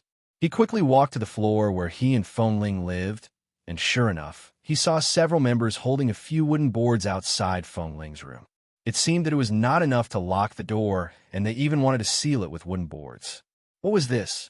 Did they treat Feng Ling as a plague that was driven out? After she left, they still wanted to seal everything related to her. What are you doing? The man's cold voice suddenly came. The two people who were about to nail the wooden boards on the door looked back and saw him. They were so scared that they hurriedly put the boards on the ground, turned to him, and bowed. Boss, Mr. Li asked us to do this. It has nothing to do with me. Li Nanheng kicked the wooden boards on the ground away and then raised his foot and kicked the two people aside. Get out. Mr. Li had just given them an order and was not here. Now was Boss Li standing here. The two people didn't dare to say anything. They were so scared that they peed their pants and walked out, not daring to look back. Li Nanheng stepped forward to open the door, only to find that the door was indeed locked. It was not that he couldn't break in. He could just kick the door open, but thinking that Feng Ling would come back sooner or later, he couldn't welcome her with a broken door. So he turned into his room with a cold face, opened the window, and jumped over from the balcony. As soon as he got over, he saw an empty bottle of wine on the balcony. Looking at the bottle of wine, Li Nanheng's movements paused for a moment, and he bent down to pick up the bottle, only to see that it was a whole bottle of 58% brandy. This degree of brandy was already considered a strong liquor. She was not a good drinker and didn't even know how to drink, but she sat on a balcony alone and drank a whole bottle. Chapter 1004. The man clenched the empty bottle in his hand so tightly that it almost broke in his palm. At this moment, his cell phone rang and Li Nanheng picked it up. Boss, didn't you find Feng Ling when you returned to the base? After talking to you on the phone, we finally came out, but we couldn't find Feng Ling. With her condition today, she can't walk that far. It's at least 20 kilometers from the base to a place where she can get a taxi. She has a high fever and it's snowing so heavily. It's impossible for her to walk out. Boss, when you returned to the base earlier, you didn't find Feng Ling either, right? Li Nanheng took the bottle into the window, looked at the mess on the ground, and said coldly, keep looking. Contact the Los Angeles Transportation Bureau and get the surveillance videos along the way and all the roads leading to the city. Okay. With Boss's words, Kay was relieved. After hanging up the phone, he hurriedly went to contact someone. Li Nanheng put down his cell phone and walked into the bathroom, only to see that the bottles inside had been broken. Everything was either thrown away, dirted, or smashed. Nothing was left. Just like the little Feng Ling he had been carefully holding in his hand, she was suddenly thrown into hell from a high place within one day. He didn't even come back to save her in time. From dark to dawn, Li Nanheng walked out of the room and saw his grandfather, Li Junyan, who had been standing in the corridor with a walking stick. Looking at the blue stubble around Li Nanheng's chin and the fact that he had been sitting in the room all night, Li Junyan was furious. When he walked over expressionlessly, he raised his cane and hit him hard on the back. Didn't I ask you to guard the cenotaph of second Miss Feng in the ancestral hall? Who allowed you to come out? You heartless, unjust, and unfilial thing. You really don't take my words seriously for a woman, do you? Li Nanheng didn't seem to feel any pain. Although he was hit on the back, his expression didn't change, and he didn't even frown. He just glanced at him coldly. If it weren't for the accident in the base, do you think I wouldn't have stayed in the ancestral hall for 3 days? Even if I'm heartless and unfilial, I've never denied what I promised, including the cenotaph that I promised to marry second Miss Foam. Even if I was unwilling, I still married her. If it weren't for the changes in the base, I would still be in the ancestral hall, not here. How dare you King argue with me? You know that Feng Ling is a woman, but you keep the secret and don't tell anyone. This is heartless. You don't respect a base member who has been by your side for many years, and even like her. This is unjust. You know that the Li family has always hated women, and you know that I can't let you marry someone like Feng Ling, but you hide such a woman in the base and hold her in the palm of your hand every day. This is unfilial. I didn't directly blame you, but I just drove that woman out, but you left the little wife in the ancestral hall and came to find Feng Ling. Do you think I will give you a chance to see her again? I tell you, Nanheng, don't even think about it in this life. Feng Ling can't marry our Li family, even after 3 years. You'd better give up as soon as possible. And let me tell you, I plan to give full control of 11 Base to Off-Foam. You'd better go back and take over the Li family. No matter how smartly Jinx and Lilin are, they're still not half as smart as you. You still put all your attention on the base, but you still made the Li family rise steadily. If you can focus on the Li family business, then the Li family, I won't go back. Give up. Li Nanheng's face was cold as he threw down the words and left. Mr. Li's face instantly turned livid, and he suddenly turned his eyes to Li Nanheng's cold back. Although Li Nanheng usually didn't completely listen to the arrangements of the elders at home, at least he was just a little unruly and a little naughty, and would never refuse in such a ruthless tone. She was just a tomboy who was not even 18 years old. Why did he care so much about her? Mr. Li angrily hit his crutch hard on the ground. Nanheng stopped. However, the man who had gone far had no intention of stopping. Li Nanheng, are you going to sever ties with our Li family because of that tomboy named Feng Ling? Li Nanheng's footsteps slowed down a little, and then he stopped, and then in less than 2 seconds, without any response, he walked out. Mr. Li was so angry that his hand, holding the crutch, was trembling. This bastard. It was just dawn, and Kay and the others had already rushed back. Seeing Boss Li driving out, they hurriedly stopped the car, rolled down the window, and said, "Boss, only the road in the suburbs has surveillance cameras, and there are no surveillance cameras on other roads. We checked all the surveillance cameras all night, but there's no trace of Feng Ling. Have you checked other roads? It's very dark. I drove around, but didn't find her." Kay frowned. Li Nanheng didn't speak anymore, stepped hard on the accelerator, and drove the black Hummer out of the base. Outside the base, Li Nanheng dialed Feng Ling's cell phone number in the car and drove the car to all the roads she could pass. The car drove to the left side of the community leading to the urban area, but there was no trace of Feng Ling. Her number had been dialed countless times, but her phone was always turned off. Where else could she go except to the urban area to find a place to settle down for the time being? There was not even a jungle nearby. She had lived outside for so many years. Even if she grew up in the jungle, it was impossible for her to go back to the jungle. It was impossible for her to adapt to that kind of life. Li Nanheng turned the car around and drove to the urban area with a gloomy face. The Li family. Qin Xiu and Mrs. Li got out of the car in front of the Li family, and Qin Xiu said unhappily when she got out of the car behind them, "Since you've already married my sister Cenotaph, what are you thinking about? This is only the 3rd day of the nominal marriage, and you want to come and see it? It's just the clothes of 2 babies. At most, they'll be placed in the ancestral hall. What else can you do? Do you have to be so worried?" Qin Xiu didn't speak, but just glanced at Mrs. Li. Mrs. Li also didn't speak. A few days ago, she found that the round jade bracelet she had been carrying with her all year round was missing, and she was upset for a long time. After Li Nanheng married Li Nanheng, she felt even more uneasy, so she just wanted to come and see it. Li Jinx happened to come out at this time. Seeing them, she came up and said politely, Mrs. Feng. Mrs. Li, Miss Feng. Are you here to see Mr. Li? Is Nanhing here? Qin Xiu asked. He should have gone to the base. Mrs. Li frowned. He went to the base as soon as he got married?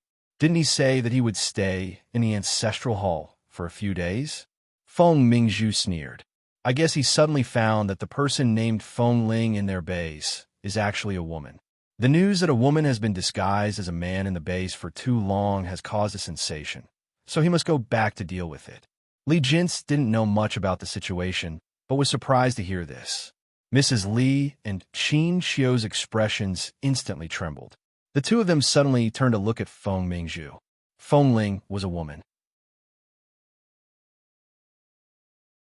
Chapter 1005. Mingzhu, what did you just say? That young man named Feng Ling is a woman? Qin Xiu looked at her in surprise. Feng Mingzhu could understand her mother's surprise, but she didn't understand why her mother looked so surprised. She just glanced at her mother. She's a woman. I don't know why she disguised as a man to sneak into 11 base. I guess she's born to like places with more men. Qin Xiu's eyes trembled, and Feng Ling's face, which was exactly the same as hers when she was young, flashed in her mind, and then she turned to look at her mother. Madame Dowager pressed her hand on Qin Xiu's arm. After a long silence, she said, "Let's go to the ancestral hall and have a look." Everything could only be guessed, and the age didn't seem to match. What if her hope was dashed again? In the few years after second brother fell into the sea, the Feng family went to many orphanages. Anyone who looked like second brother was thought to be a miracle. They thought it was that poor child, but time and time again they all failed. Second brother had been gone for 17 years. If Feng Ling, who claimed to be 17 years old, was really second brother, she should be 18 years old. If the age didn't match, no matter how many coincidences there were, it was useless. But that child really looked like second brother.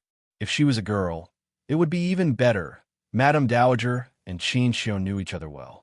There were many things that couldn't be said before they were confirmed. Madame Dowager, Mrs. Feng, they're not here today.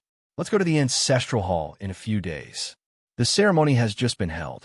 It's too early for you to come. Li Jintz didn't know what happened, so it was not convenient for the Feng family to go in at this time. In particular, Miss Feng Mingzhu seemed to be unhappy about something.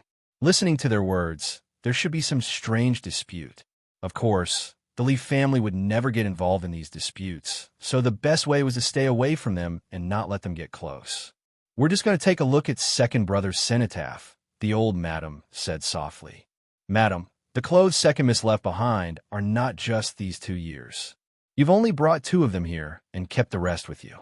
It's only been 2 years, and you've only left for 2 or 3 days. Do you really have to enter the Li family's ancestral hall? Madam, after all, you're from the same generation as the Li family's grandfathers. You should know that people who are not members of the Li family are not allowed to enter the ancestral hall. Besides, the Li family's patriarchal ideology has always been very serious.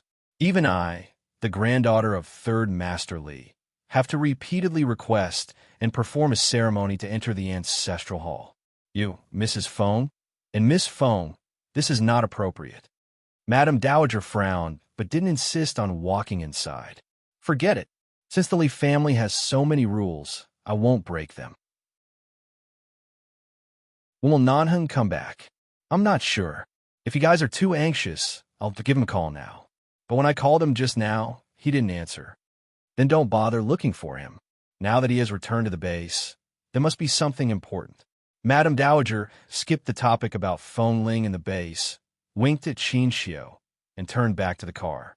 Feng Mingzhu turned to look at the front door of the Li family's villa. She thought that she should have married into this place openly, but in the end, she still missed everything she wanted. She lowered her eyes, didn't say anything more, and got into the car. Seeing that the Feng family's car had left, Li Jintz slowly breathed out. Really, they all suddenly left in one day, leaving her to clean up the mess at home. All the roads in the suburbs of Los Angeles were seriously frozen. Even the best driver couldn't completely control the stability of the car on such an uncontrolled, icy road. The tires of the Black Hummer were very stable, but they still skidded on the ice countless times. The car drove very fast, and on the road to the city, the car drifted because of the speed. Seeing that the car was out of control, Li Nanheng looked at the empty road ahead and the surrounding deserted fields, and his hands left the steering wheel. In the end, with a bang, the tall black Hummer hit the roadside fence, broke through the fence, and stopped hard in the barren field. And then the engine went out with a puff. Li Nanheng's chest was hit hard by the steering wheel, but he didn't even frown. When the car stopped, he sat silently in the driver's seat, looking at everything outside. His eyes were empty, and he slowly raised his hand hanging on his thigh, only to catch a mass of air. Last night, he sat in Feng Ling's room all night. He wanted to feel her temperature, but couldn't. Only then did he realize that she hadn't left anything behind for so long. Once she disappeared, even if he had the ability, he might not be able to find her. Qingla Villa. After 2 days of rest, Feng Ling just caught a cold, had a fever, and had a hangover. After the fever subsided, she was fine and could get out of bed and walk around. Wen Liqing did give her a good rest space. Except for checking her body and eating time, she let her rest alone in the room most of the time. Feng Ling felt much better today.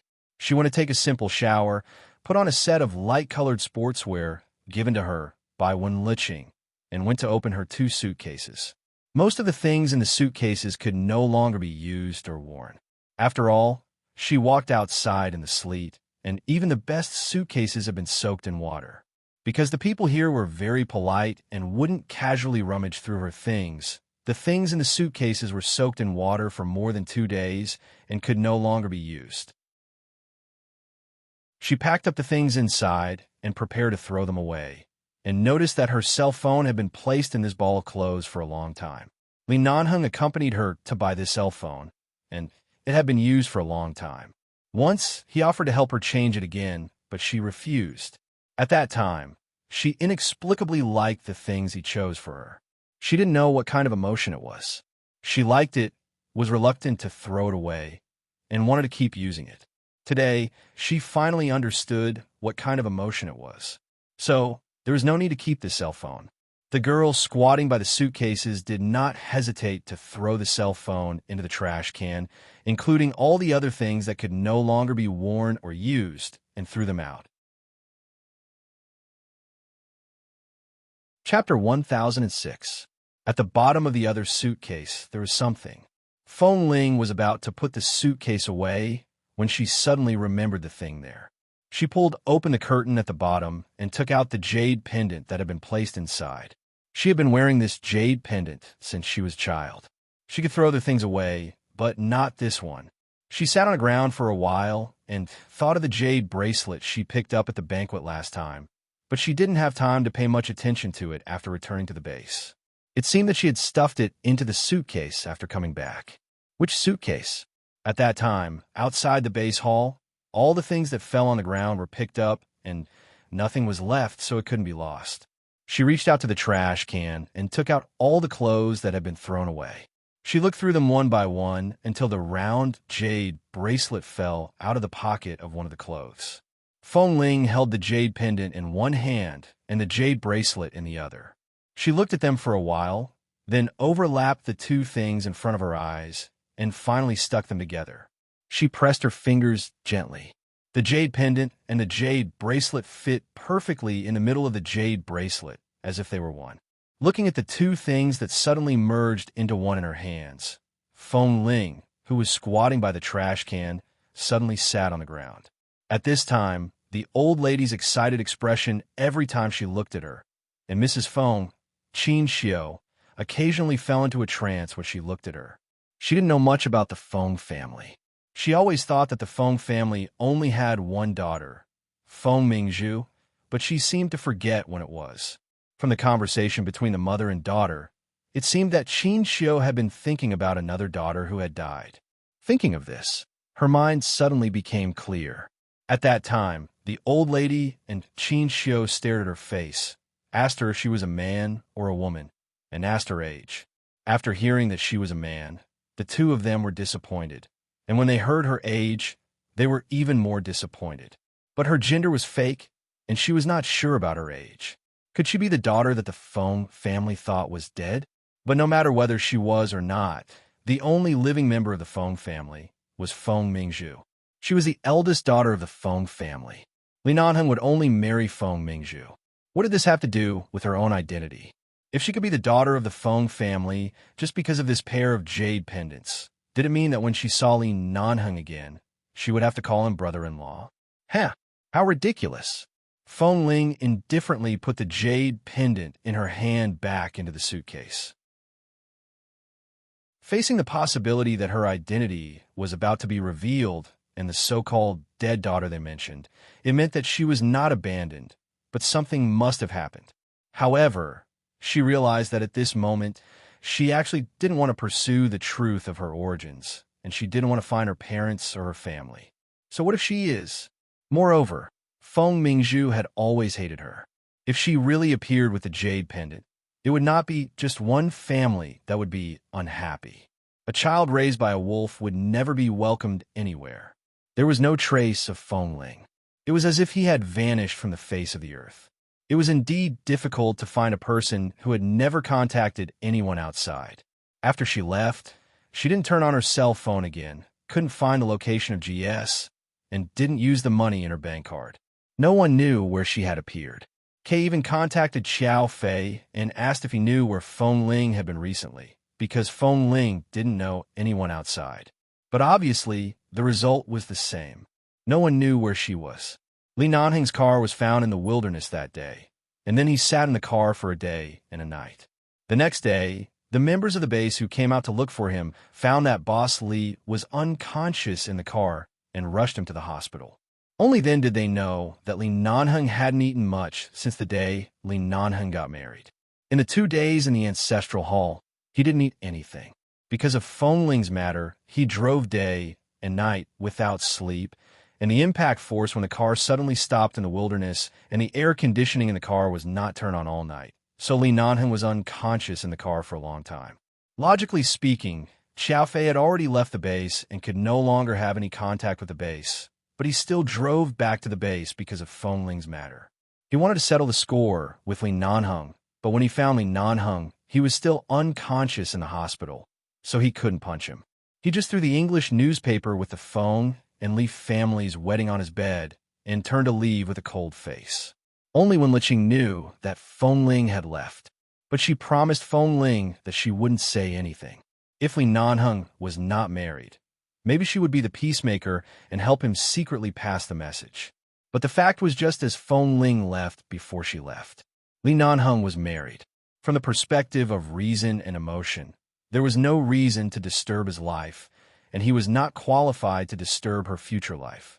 They were strangers in the future, and there was no need to meet again. When Feng Ling left, she left her card with more than 300,000 US dollars in deposit with Wen Liqing and then took 50,000 yuan in cash from Wen Liqing's hand. This way, she didn't want them to find out where she had withdrawn the money, and her expenses were not big. This money was enough for her to live a good life, find a stable job, and stay away from everything in Los Angeles. Wen Liqing certainly wouldn't touch the card Feng Ling left, even if Feng Ling said she could use the money in it at any time. But Wen Liqing was not short of money. She could feel Feng Ling's sincerity, so she liked Feng Ling very much. She liked Feng Ling's sincerity when her feelings were strong and her decisiveness when her feelings were fading away. She couldn't see people she shouldn't see, and she couldn't think about people she shouldn't think about. If she could understand this matter one day earlier, there wouldn't be those disputes and stories between her and her brother, and she wouldn't be so persistent. Feng Ling said that she especially envied a beautiful and gentle female doctor like her, who had a good family background, an excellent educational background, a good upbringing, and was gentle and kind to others. In fact, what Feng Ling didn't know was that people like Wen Liqing envied her decisiveness and freedom. In life, people who seemed to have everything on the surface, but what they had would become a burden that couldn't be abandoned in the future. No one's hope could be let down, but Feng Ling was different. The only thing she had to do was not to let herself down. Chapter 1007. 2 years later. In the Chinese Martial Arts Hall on the first floor opposite the Polytechnic University in Boston, USA. Big news. Look, This year's National Close Combat Women's Champion is a contestant named Zero. She wears a fighting cap all the time, so we can't see her face. But look at her figure. She is obviously our cold-faced female coach. Let me see. Oh my God, isn't our coach called Ling? Isn't she the codename Zero?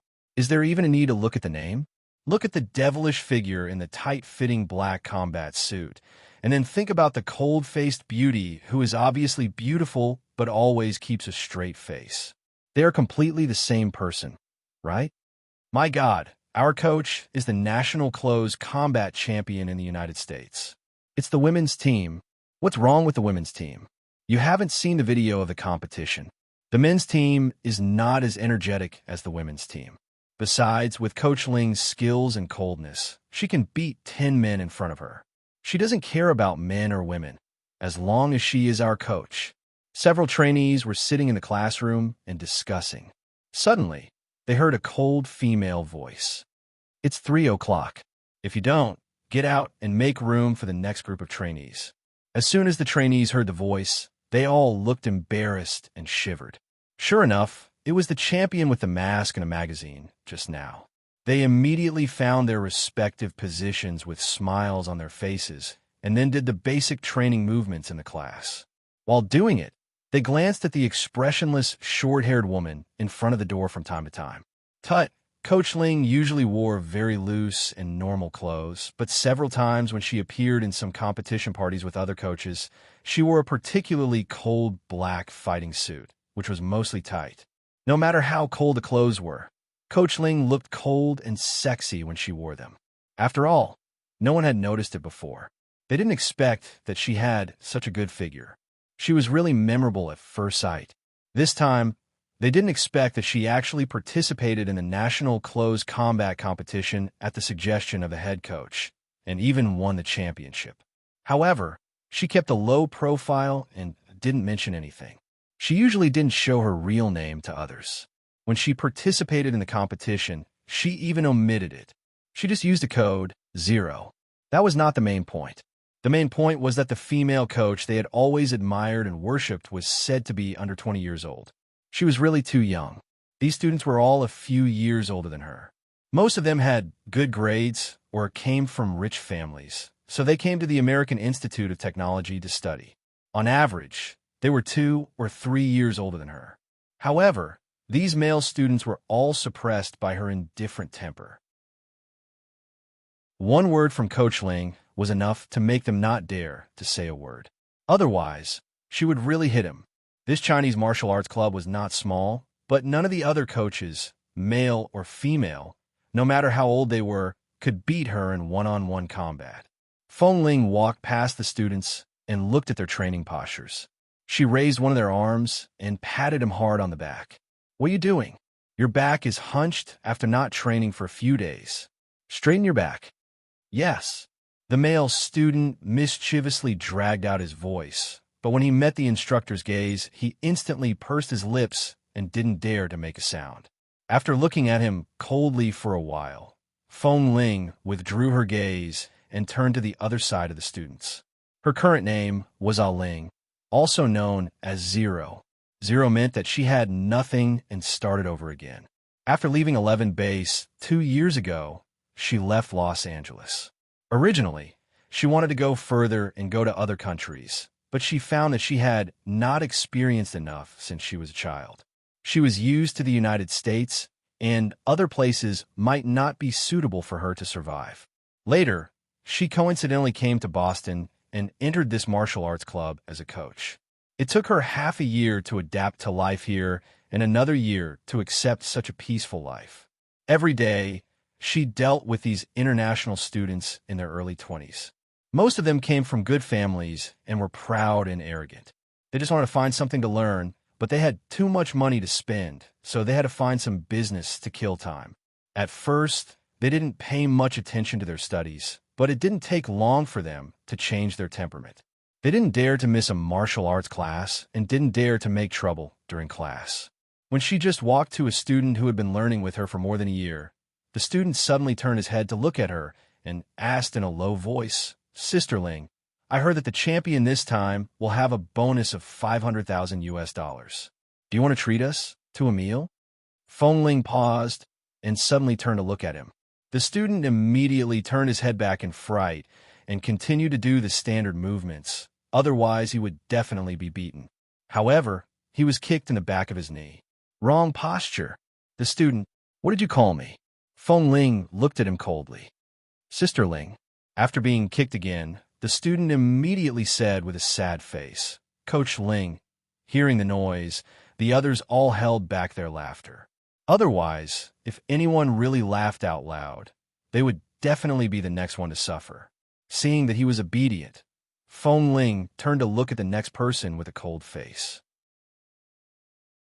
After checking their postures one by one and adjusting them, she walked back to the front, looked back at them for 5 minutes, and then said, How are you doing with the breakdown movement and the whole process of the shoulder throw that I taught you last time? Who thinks you did well? Come and fight with me. The students looked at each other. This was the rhythm of Coach Ling taking the initiative to ask for abuse. The group of people rubbed their palms and were about to step forward, but the one standing in the front was the first to rush up. However, the faster he rushed up, the faster he lost face. He originally thought that he could directly carry such a thin woman on his shoulder and then throw her back to the ground, but all his movements were too loopy. Feng Ling just stretched out her hand casually, and the strength of the other party's hand disappeared. Instead, he overexerted himself and fell back to the ground. While everyone was holding back their laughter, Feng Ling clapped her hands and said calmly, Next. Another one came up, and the result was the same. He wanted to throw the instructor down with brute force, but every time, he was the first to fall to the ground. The next one went up and fell even harder. The tall and slender woman clearly had a beautiful face, but her hair was cut short, and she wore such a neutral dress. She wore loose martial arts suit and sportswear every day. She was so thin, but she was so good at martial arts that so many men couldn't beat her. He really wondered where she came from. She was a beautiful and handsome woman. Just watching her fight was a sight to behold. Chapter 1008. Who else wants a fight? I think you're all very confident. Come and have a try. Feng Ling looked at the students who got up from the ground and turned to look at the others. This time, the group of people didn't dare to move. After hesitating for a long time, another student came out. Everyone looked at him. It was Chun Beiqing, who always took the opportunity to show his presence in front of the coach. It was said that his family ran a bank in Boston. He was definitely a rich man. He studied business management at Harvard and was about to graduate, but he had been chasing after Drill Master Ling for a whole year. However, this year, he was completely ignored by Drill Master Ling. She didn't give him any chance at all. She didn't even agree to treat him to a meal. TSK, is Beiqing asking for a beating? Since it didn't work to treat him to a date, did he want to be beaten until he was half disabled? Feng Ling looked at him calmly and coldly. Classmate Chen, are you sure? Chen Beiqing was 23 years old and studied at Harvard University, which was very close to the Massachusetts Institute of Technology in Boston. He had not graduated from his senior year, but had already received a master's degree in business management. He was a very fair and gentle boy, and he had a deeper relationship with Feng Ling than others. The reason was that when Feng Ling first came here to work, Chun Beiqing was kidnapped by a group of gangsters here because of an accident in his family's bank. Feng Ling passed by the parking lot outside Harvard at that time and noticed that those people were sneaking towards the white car. Based on her sensitivity to these gangsters, it was not difficult for her to see what they wanted to do. She recognized the license plate number of the white luxury car. It was the car of Chun Beiqing, who had just come to the martial arts club to learn some kung fu, so she was a little cautious. When those people were about to rob Chun Beiqing's car, she quickly drove past them, stopped the car next to Chun Beiqing's car, rolled down the window, and winked at Chun Beiqing, who hadn't noticed the danger. Chun Beiqing saw those people behind through the rearview mirror, immediately backed up with her, accelerated, knocked away those people walking behind the parking lot, and then drove away at a high speed.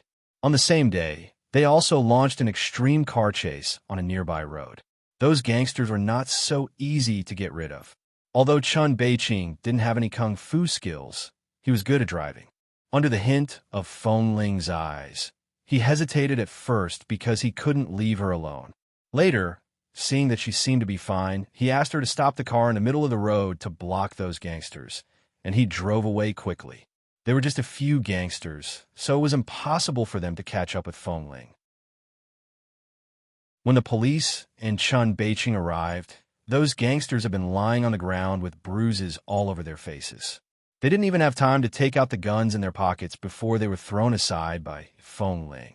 It was just a case of kidnapping and revenge by a rich family. After understanding the situation, the police took the gangsters away. After Chun Beiqing communicated with the police, he looked back and saw that Feng Ling had turned to get into the car and was about to leave, but before she drove away, he suddenly opened the door of the passenger seat and sat in. Feng Ling looked at him strangely. "What's up? Why do you want to help me?" he asked. Feng Ling fastened her seatbelt and said calmly, "Didn't you just register at our martial arts club? I have some impression of you, so I helped you when I saw you. It's not a big deal. Are you going to help me or not? Do you know how difficult it is to deal with these people? I'm not familiar with you. If something happens and I don't admit it or take responsibility, what will you do?" Feng Ling sneered. "Little boy, you wouldn't care about this kind of thing if you didn't have full confidence. The dangerous people I've faced are much more ruthless than these gangsters. These people won't hurt me, and I don't need you to take responsibility for me. Get out of the car. I'm going back." Chun Beiqing raised his eyebrows, looked at her, and suddenly smiled. "Little boy, how old are you?" Feng Ling, although she didn't know how old he was, most of the students who studied in Harvard were over 20 years old. In short, they were all older than her.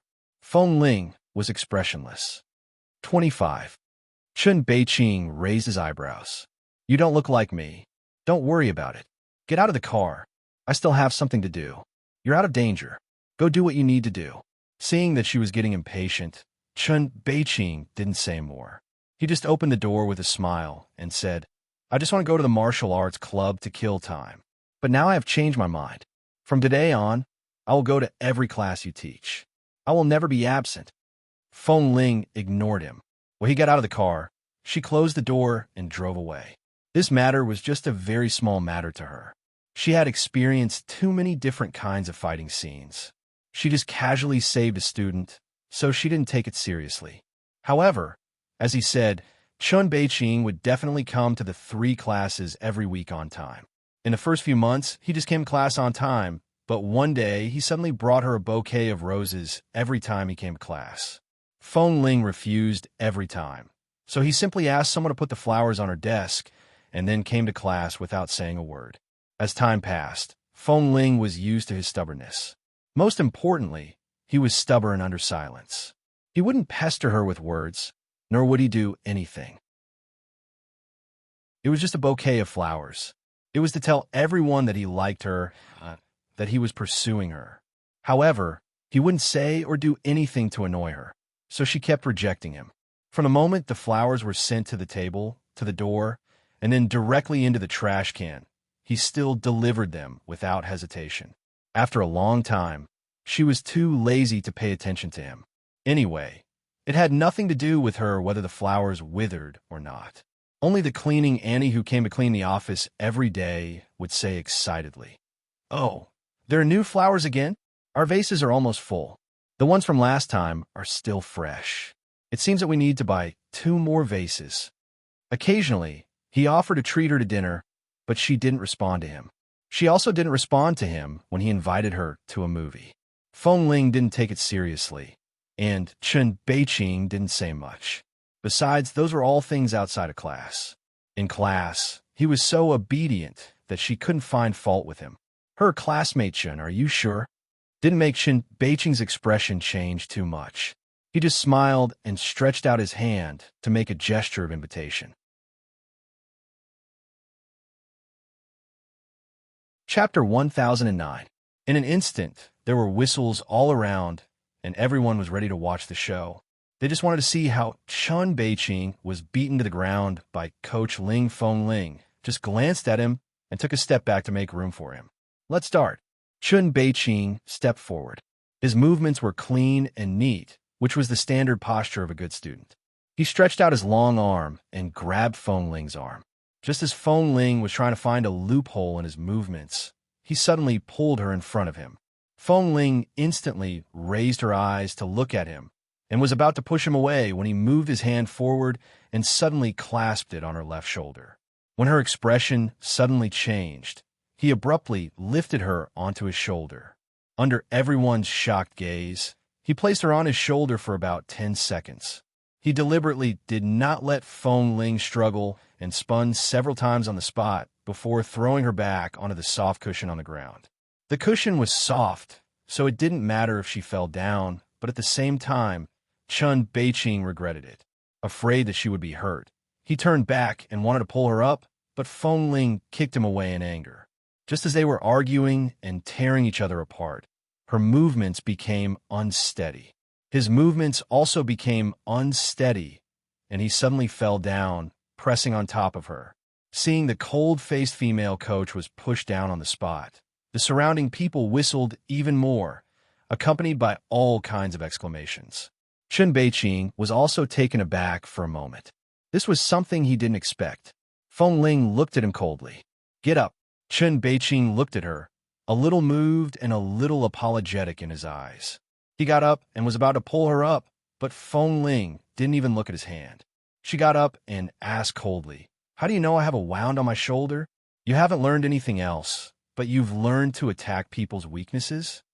I noticed that every time I touched your left shoulder, you looked uncomfortable about 8 out of 10 times. Although I'm not sure if it's because of an old injury with my ability as a beginner. If I want to throw you over my shoulder, I can only use your weakness. Although it's a bit despicable, it's still a method of close combat. This is what you said in class. Have you forgotten?" Chun Beiqing looked at her calmly. Feng Ling was speechless and didn't say anything more. She just raised her hand and motioned him to stand back. After this class, the head coach and the person in charge of the martial arts club arranged a celebration party for her to win the National Women's Close Combat Championship. Originally, Feng Ling wore a mask and didn't say her real name. She only reported a code name, but it didn't matter if she was recognized. However, she didn't plan to be high profile. It was just that she didn't have anything to do at that time. Every day, she just went to class and rested. Her life seemed to have lost its purpose, and she was numb. The head coach saw her situation and asked her if she wanted to try to compete. In the past 2 months, she had been preparing for the competition and often trained by herself. Now that she won the championship, she didn't know what to do. The so-called celebration banquet was nothing more than a meal and a drink. She couldn't drink as much as usual, but she had been working outside for so long, so she had to drink a few glasses. After everyone had eaten and drank, she declined others who offered to send her home and took a taxi back to her current residence in Boston. She only drank a few glasses of wine in the evening, but she was not drunk. At most, she smelled of alcohol and was slightly tipsy. She walked into a student apartment building between Polytechnic University and Harvard University, got into the elevator, and pressed the number of the 15th floor. This was the place she had rented for the past 2 years. It was a small apartment of about 50 square meters. The environment here was not bad, and because it was rented to international students all year round, the price was relatively not too expensive. The living environment around it was not particularly luxurious. Life here was very peaceful. She got out of the elevator, took the key, opened the door, entered the door, turned on the light, threw down the bag, kicked off the shoes, and then sat on the sofa in a daze for a night. They all said that this was the life of ordinary people. Different from her life in the jungle, there was no excitement, no sense of achievement when searching for food. There was no physical training and devil training every day in 11 base, no sniper rifle, no sweat, and no life and death missions. It seemed that she finally lived like others, but lost her original self. As the night deepened, Feng Ling was not sleepy on the sofa. She got up and took a shower. After coming out, while drying her hair, she sat on the sofa and turned on the TV. She casually dialed a channel and parked it on an entertainment program. She didn't watch the content, but only heard the laughter of the audience. In this way, the entire quiet room became lively. After drying her hair, she put her hand on her shoulder. This was the place where she was bitten by a snake during the mission in the Snake Valley. Although it was said to be an old wound, it actually didn't hurt anymore. She didn't know why. It didn't hurt at all, and she didn't even feel it at all. But as soon as it was touched, her heart seemed to be torn and suddenly hurt fiercely. She felt uncomfortable all over. So inexplicably, it became an instinctive reaction. The place on her shoulder that left a small white cross became her sensitive point and couldn't be touched. It seemed to be a sore spot. At this time, the phone on the coffee table rang. Feng Ling brushed her wet hair with her hand, picked it up casually, glanced at the caller ID, and picked it up. Feng Ling, I accidentally switched to an American sports channel on TV today and saw an American close combat competition. Are you the champion of the women's group? Wen Liqing's voice came from the phone. Feng Ling paused and didn't explain but asked, how can you be sure that it was me? I'm not completely sure. I just feel that in my limited knowledge, I can only think of you as a girl with such great skills and such clean speed. Moreover, that girl's height is about the same as yours. In addition, that code name is Zero. Although this Zero isn't Ling, based on my understanding of you, I feel that this Zero must be you. Feng Ling smiled lightly. There is always someone better.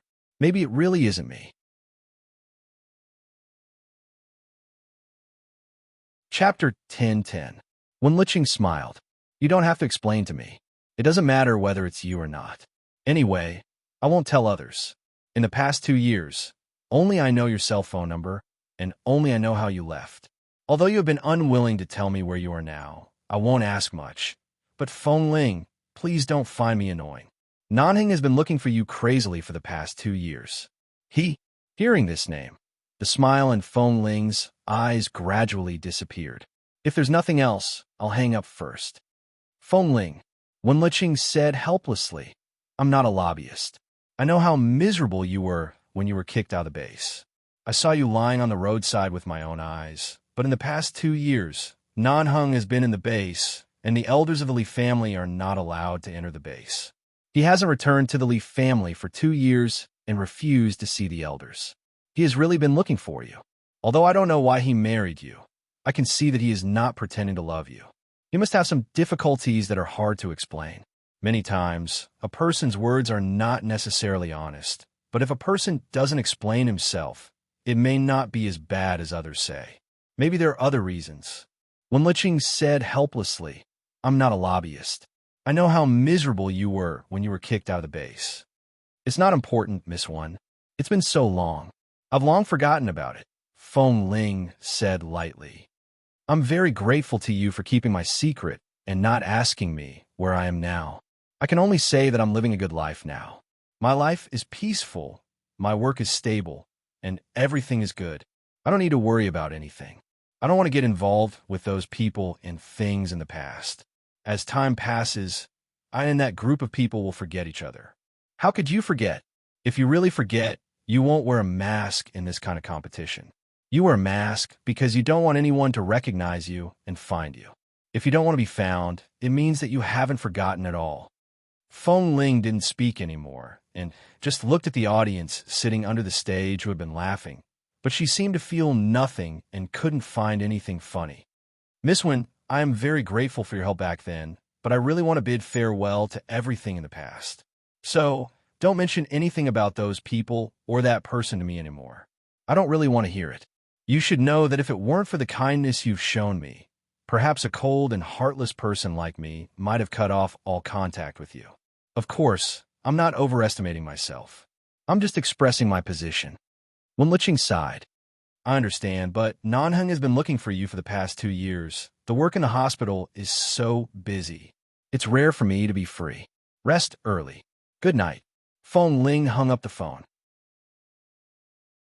Feng Ling casually used the head coach's card to receive the money. In the past few years, she had never used her real name and borrowed other people's bank cards. The head coach was good to her and wouldn't touch her things. Recently, because of the championship prize, he had been urging her to buy a small house and settle down with the money so that she wouldn't have to rent a house all the time. Feng Ling didn't have any concept of these things. She just wanted to eat well and have a place to live. However, the coaches in the martial arts club all persuaded her like this, so she had to look around. There were no new buildings nearby, and most of them were small apartments suitable for foreign students. She liked a duplex of about 60 square meters near the place where she lived now. Her prize money and the salary she had saved in the past 2 years were just enough for a down payment. It was not a bad idea to buy an apartment that she could decorate to her liking. So she bought it. Because it was not a new building, the original owner of this apartment decorated it in a messy style. She had the whole house demolished and redecorated, so she couldn't live in it for the time being. Considering that she had to live in at least half a year later, she still had to live in the small house she rented. Anyway, she was used to living there, so it didn't matter where she lived. However, although the people around her were happy for her, they all knew her temper and didn't spread it around. Because she wore a mask, and they respected her idea of keeping a low profile, they didn't say it to others except for discussing and envying each other. The days passed peacefully. The only exception was Chun Bei-ching, who would ask someone to send a bouquet of flowers before each class. "Coach Ling, where should I put the flowers today? Directly into the trash can? Or directly into the cleaning Andy's car?" A coach passed by outside and happened to sign for the flowers. Then he came in with the flowers with a smile on his face.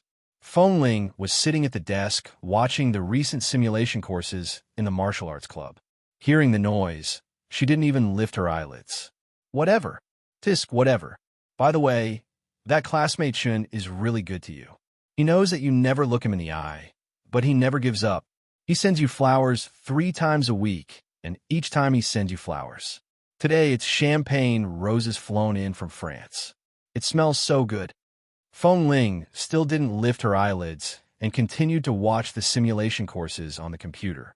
Seeing that she was as cold and indifferent as ever, the coach tooted and threw the bouquet in his hand to the passing cleaning Andy. After class, Chun Bei-ching said that today was his friend's birthday and he needed a female companion. Feng Ling directly refused. Chun Bei-ching said regretfully, "If you don't go with me today, I will keep following you until you agree." Feng Ling didn't bother to talk to him. She packed up her things and went home. She drove back to the place where she lived and was about to walk in. Suddenly, she stopped and felt that someone seemed to be following her. She turned around but saw no one. Then she looked at the cars around and coldly picked up the phone to call Chun Bei-ching. After the call went through, she was about to ask him if he really dared to follow her. In the end, the other party picked up the phone. She heard the noise in the private room, and it didn't sound like he was tailing her. "Where are you?" Feng Ling asked with a frown. Chun Bei-ching smiled on the phone. "What? Do you regret not coming out with me? I'm already drunk. I can't drive to pick you up now. How about I send someone to pick you up?" "No, I won't go." Feng Ling abruptly hung up the phone, lowered her eyes, and walked in. As she walked, she kept an eye on the movements behind her. Someone was following her, and this person could not be found by her when she was driving. Obviously, he was better than her in all aspects. Who could it be? Ching Ching will go to Shanghai to participate in the Yuewen Super IP Storm Festival in the next few days. There are a lot of activities on the schedule. I may have to write on the plane. I will try to keep updating regularly. Chapter 10-11. Sensing the presence of the person behind her, Feng Ling did not go home directly, but turned into a supermarket nearby. She bought some things in the supermarket and pushed the shopping cart while paying attention to the people behind her and behind the nearby shopping racks from time to time. She strolled back and forth in the supermarket for half an hour. The sky outside was already dark. Feeling that the person didn't seem to be following her, she paid the bill and went out. After walking out of the supermarket, she did not go back immediately. She walked around the parking lot again and looked at all the cars parked there one by one. She had lived here for a year and a half, and she had an impression of every car that was often parked downstairs. Her naturally keen observation skills allowed her to instinctively notice a car that she had never seen before. However, in the past few days, she had not seen any unfamiliar people or cars, including just now. There were no people or strange movements. After returning to the car, she sat quietly for another hour. After confirming that the person seemed to have left, she quietly closed the car door and quickly walked into the building where she lived. When she arrived at the floor where she lived, she looked around again and raised her eyes to the corridor security monitoring equipment in the corner of the corridor that was normally lit. After thinking for a while, she entered the door. This situation of being suspected of being followed lasted for about 3 days. Every time when Feng Ling returned home from outside, she felt that someone seemed to be watching her from behind, but she could not find any car or suspicious person. On the 3rd day, she simply turned around and walked to all the places nearby that could hide a person. Whether it was behind a tree, in a corner between buildings, or in a shadow, or in a coffee shop, dessert shop, or a small restaurant downstairs. All kinds of people were there, but they were all eating and shopping normally. It was different from the stares she felt from the people following her. Since she came to Boston, she had not provoked anyone, and no one knew who she used to be. She had no enemies. If she really did offend someone, it was probably the gang of gangsters who helped Chen Beiqing back then. However, it had been so long. If they had the ability to take revenge, they definitely wouldn't have waited until a year and a half later. A few days ago, the head coach told her to pay attention to her safety. After all, the black tight suit she wore on the fighting field was too sexy. Not only did she make a lot of money, but her figure was also so good. At that time, it was even broadcasted on TV, and many people saw it. Once someone recognized her, it was likely that they would disguise themselves as a lecherous tram and plot against her. Of course, ordinary perverts couldn't beat her. However, the person who was following her was clearly not an ordinary person. To be able to stand outside of all her defenses and cautiousness, and not even a trace of it could be found. Whether it was in martial arts or acuity, he was above her. Inexplicably, a thought suddenly jumped in her mind. Her face suddenly turned cold. She stopped looking and turned to quickly walk back. After returning home, she threw down her bag and walked to the window to look out. It was still quiet downstairs, and there was no hidden car driving away. It was so quiet that it seemed as though she had been overthinking for the past 3 days. Knock, knock. Just as Feng Ling took off her coat and was about to prepare some dinner for herself, she suddenly heard someone knocking on the door. Hearing the rhythmic knocking, her hair instantly stood on end. She turned to look at the knocking door and walked over. Through the door, she was not sure who was standing outside. She only looked at the door coldly and thought of all the possibilities. Then she remembered that the other party's martial arts skills were above hers. Apart from that person, she really couldn't think of anyone else who would be bored enough to follow her. She abruptly opened the door and looked out coldly. However, she saw a middle-aged man in work uniform standing outside with a cardboard box in his hand. "Hello, Miss Ling. Is this your express delivery?" Feng Ling looked at the box in his hand and then looked at the man in front of her. "When did you come up? I don't remember having anything to express. I have a habit of delivering packages from the upper floors, 1 floor at a time. There were 2 packages waiting to be delivered upstairs, so I came down directly from the safety escalator." The delivery man smiled politely at her and handed her a pen. "Please sign here." Feng Ling was puzzled and reached out to take the box. She saw that the address of the organizer of the close combat competition was written on the sender's side. Only then did she put down her guard, sign for it, and close the door. She opened the box and saw that there was a trophy and commemorative doll sent by the organizer. There was also a set of black combat uniform with the organizer's name printed on it. It was completely made according to her figure. After checking the things in the box, Feng Ling sat on the sofa and looked at the golden trophy. Suddenly, she sighed and smiled. It seemed that she was thinking too much. She had been hiding carefully for so long. How could she find her? There were classes all day on weekends. Feng Ling took over 3 classes, not only Chen Beiqing's. The martial arts club was divided into 3 levels of learning courses, junior high and senior high. She taught all 3 levels. These students only had 3 classes a week on average, but all her classes added up to more than 6 hours a day. The busier her work was, the more fulfilling and stable her life was. The head coach and the boss of the martial arts club especially liked her because she was not afraid of hard work. As long as there was a need, as long as she could do it, she would not refuse. Other coaches always wanted to have a holiday on the weekend to accompany their families and girlfriends. Only Feng Ling had a full schedule every day and never took a day off. Even when she did have a holiday, she would sit in the coach's office and watch those basic martial arts moves. Once she did, she would watch them for a whole day. In the eyes of her colleagues and students, she didn't live like a woman at all, but she was beautiful and didn't even know it. She had a different kind of charm. There was one last class in the afternoon on Sunday. The other coaches had gone home, and only Feng Ling waited for the students in the martial arts club. When the students arrived one after another, she took a look at the time. There were still 10 minutes before the class began, so she continued to sit in the office. After a while, she got up with a cup and was about to pour herself a glass of water. However, as soon as she walked around the desk, she suddenly saw Chun Beiqing coming in with a large bouquet of red roses. Looking at the familiar bouquet of roses and then at Chun Beiqing, who came with the roses in his arms, Feng Ling glanced at him indifferently and walked past him with the cup in her hand, not even looking at him.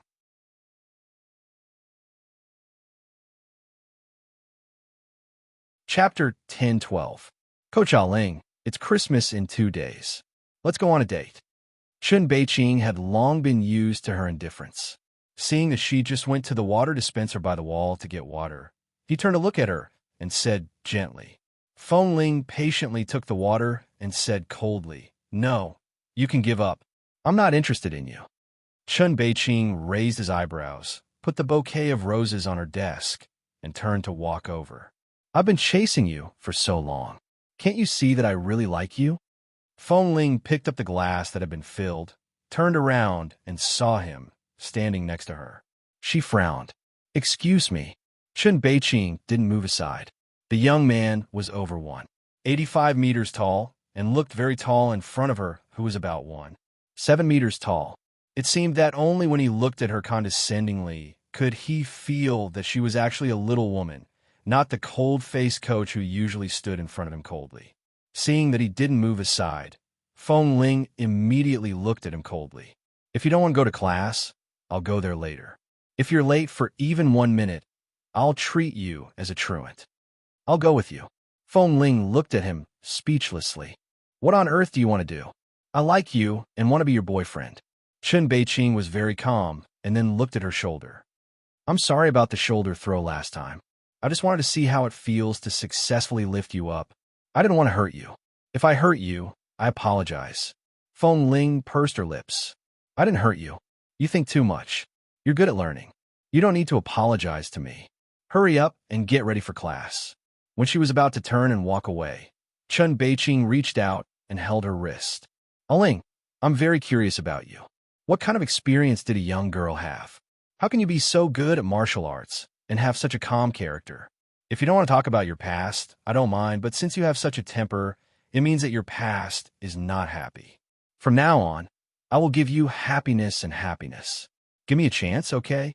Feng Ling suddenly felt a little funny. These men were all like this.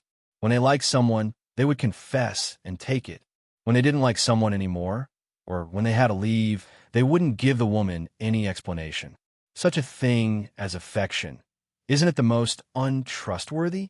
After 2 seconds of silence, she pulled her hand out of his. "Go to class. Don't talk nonsense. You're just a 20-year-old girl. Do you really think I'll believe the nonsense you told me back then? You lied about your age. According to the coach's profile, you're only 20 years old now. That is to say, when you helped me last year, you were only 19 years old. What's wrong with my age? Even if I'm 15, I can still beat you to the ground. This is a martial arts club, not a blind date. Why do you have to judge others? Here, let martial arts do the talking." Chun Beiqing smiled. "Sometimes I really feel sorry for you when you're clearly unhappy but still want to pretend to be mature." Feng Ling, she suddenly turned around and put the cup on the desk. She didn't drink the water and didn't bother to look at the flowers on the table. She tied her clothes and waist belt, turned to walk out of the office, and was about to go to the classroom. Chun Beiqing was silent for a while. Standing at the door, he suddenly reached out to stop her. When Feng Ling turned to look at him in surprise, he put his long arm around her and was about to pull her into his arms again. But Feng Ling quickly raised her leg and kicked hard against his thigh.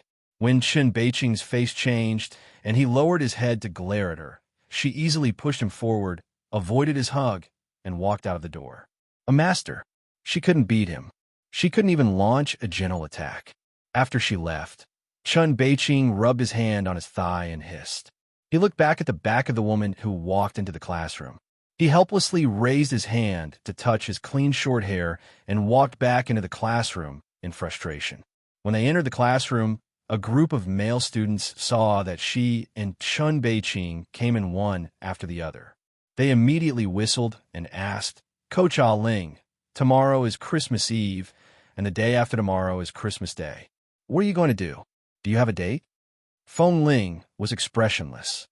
"I have classes tomorrow and the day after tomorrow." "Oh, what classes?" "Even if there are classes, I guess the students will ask for leave tomorrow and the day after tomorrow. I think you might as well take a break for 2 days. If you don't have any activities these 2 days, we'll treat you to dinner." "Class." Feng Ling looked at them coldly. As soon as the group of male students received her gaze, they didn't dare to say a word and hurriedly got ready. But their eyes still glanced at her from time to time, and then at Chen Beiqing, who was expressionless. She wondered if Chen Beiqing had succeeded in pursuing her.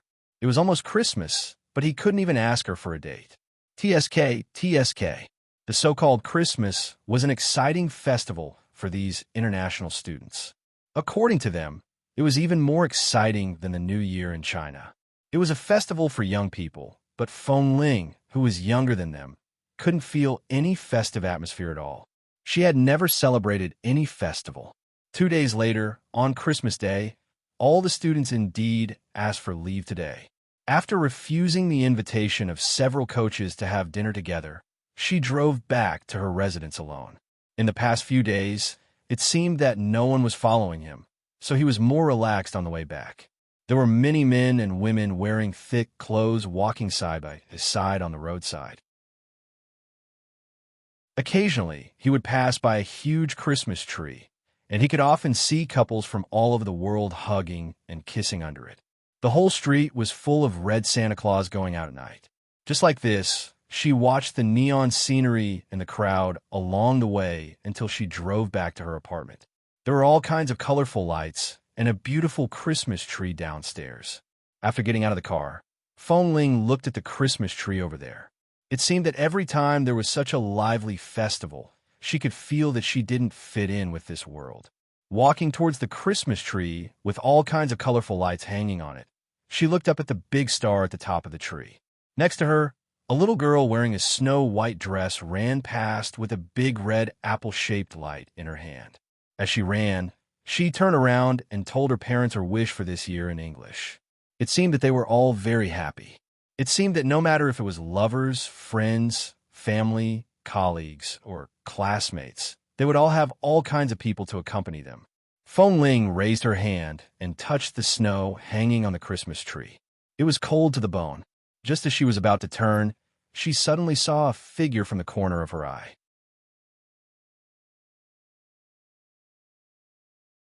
Chapter 10:13. She even thought her eyes were playing tricks on her.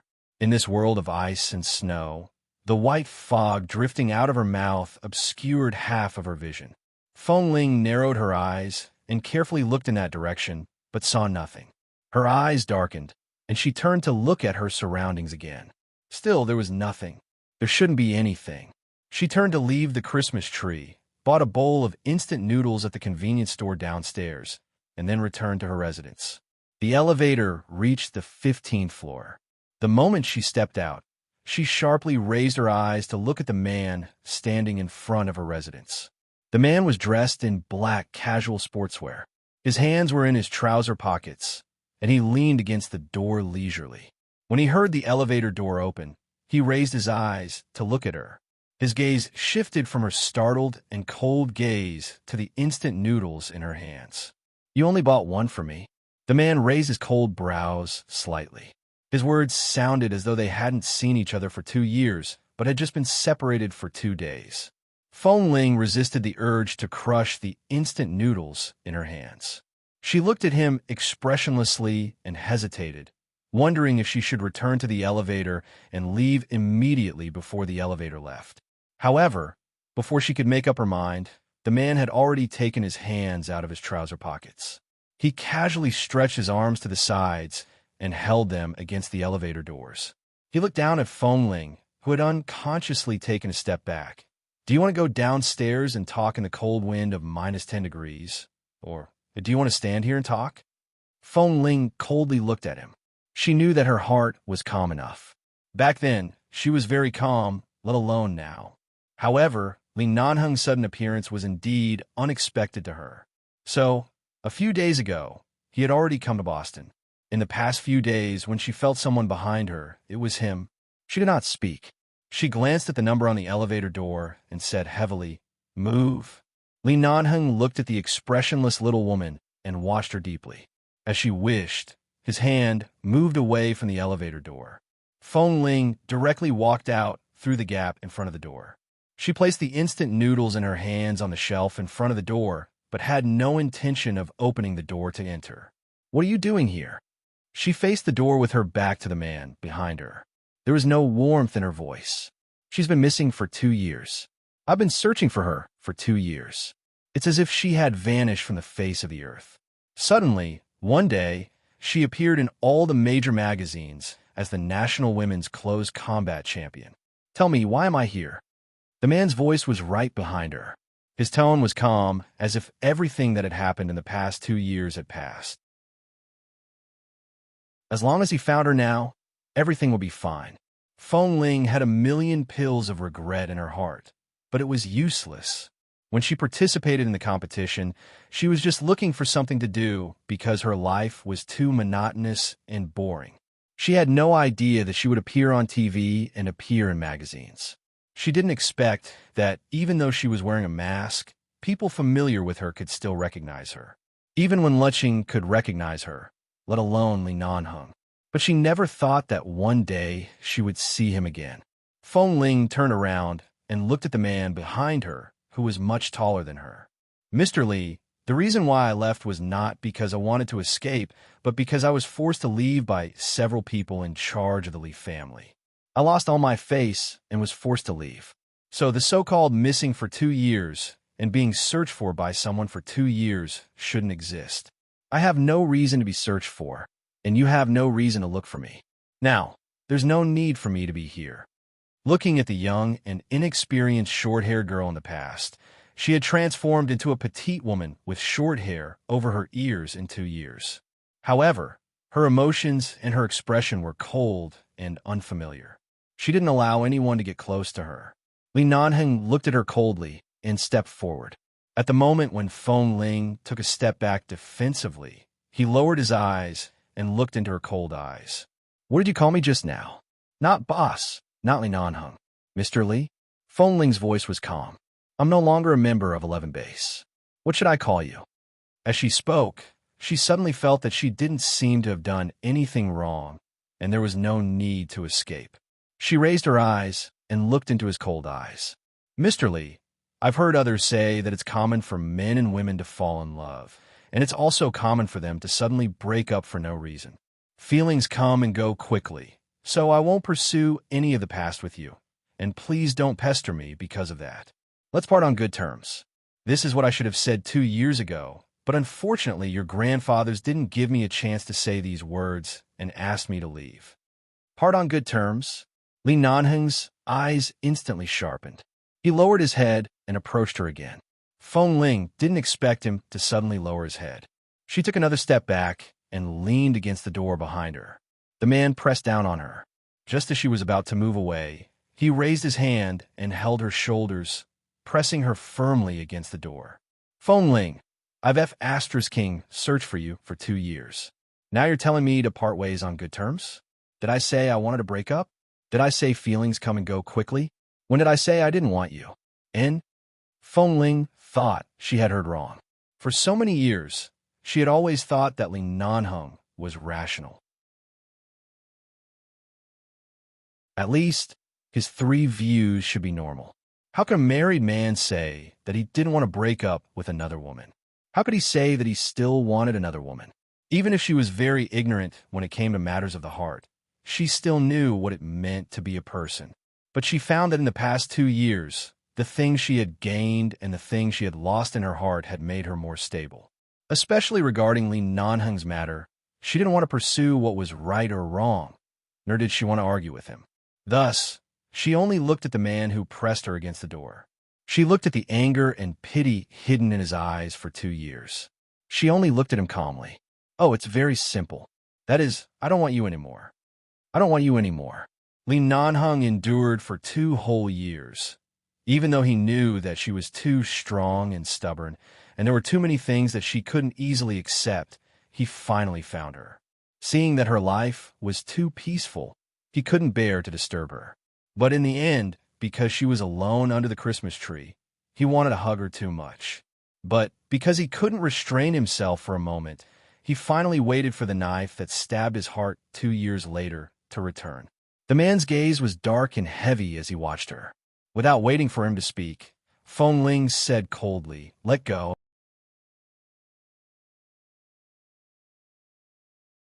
Chapter 10:14. The man did not retreat, nor did he let go. He merely lowered his eyes to look at her. "I've been walking alone for 2 years. Now that I've finally found you, do you think I'll let go so easily? What else can I do? Mr. Li, do you think I'll go back and be a shameless third party who knows I'm a third party?" Feng Ling looked at him calmly. "I'm very calm. It's been so long, and I don't have any complaints or blame you. I won't pester you. What's there for you to pester me?" Li Nanheng's grip on her shoulder tightened. "Do you remember I told you to wait for me for 3 years?" As if she had heard a joke, Feng Ling's expressionless face suddenly broke into a mocking sneer. She raised her hand and pushed his arm away. She took out the key to open the door and said indifferently with her back to him, "I don't remember anything I shouldn't remember. Please go back." "Feng Ling, give me a chance to explain. Some things can't be helped. It's also my responsibility." The door was opened. Feng Ling turned back to look at him. "I know that many things can't be explained with just a few words. If you could explain, you would have explained it to me 2 years ago before you got married.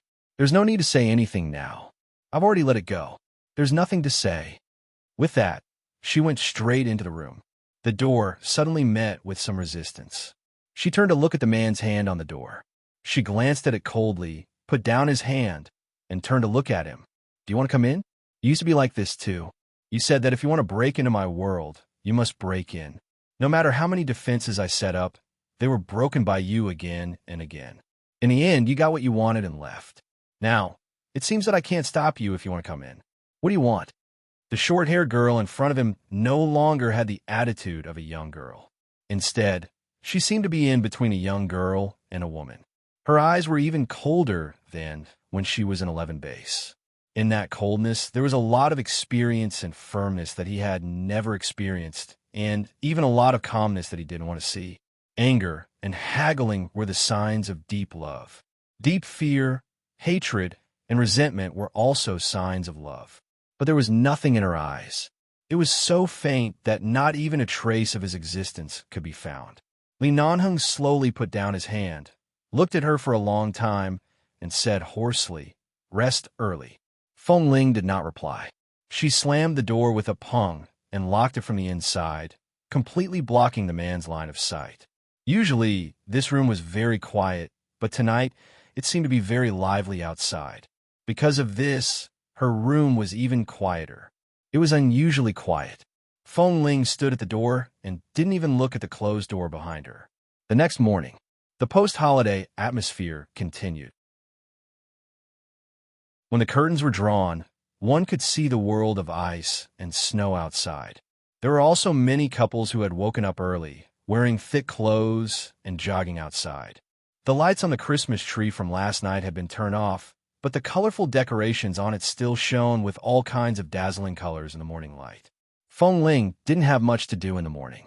Most of her classes were after 10 in the morning or 1 in the afternoon. She fried an egg for herself and baked 2 pieces of bread.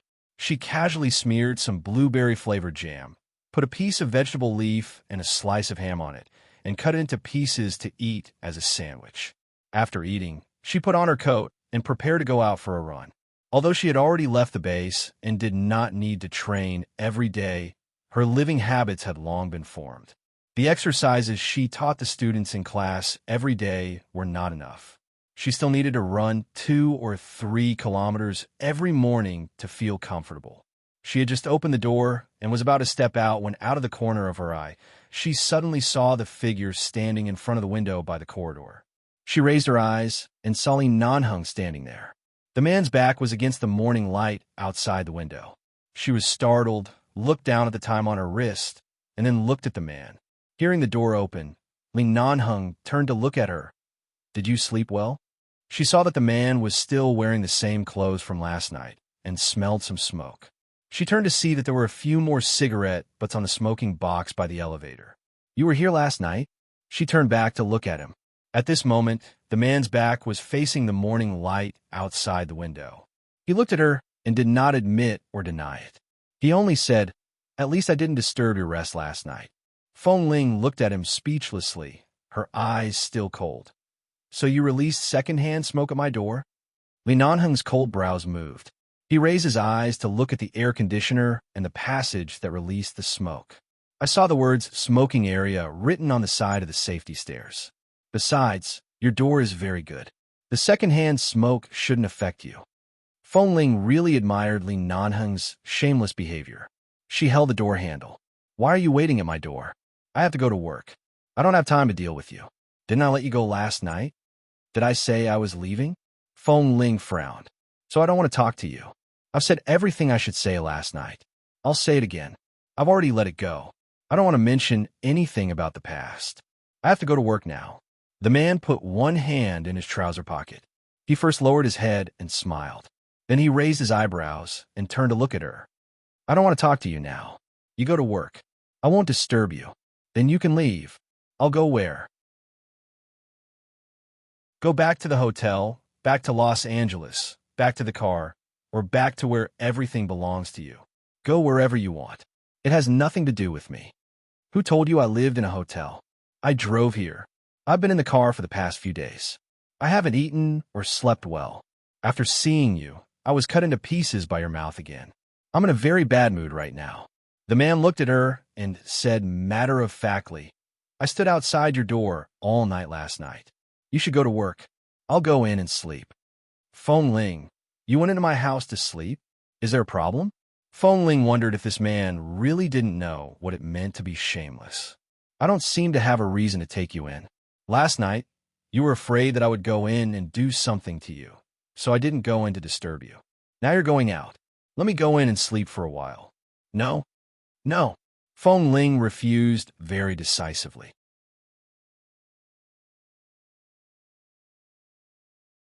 Chapter 10:15. There's a man in the family that I can't see. The man stared at her.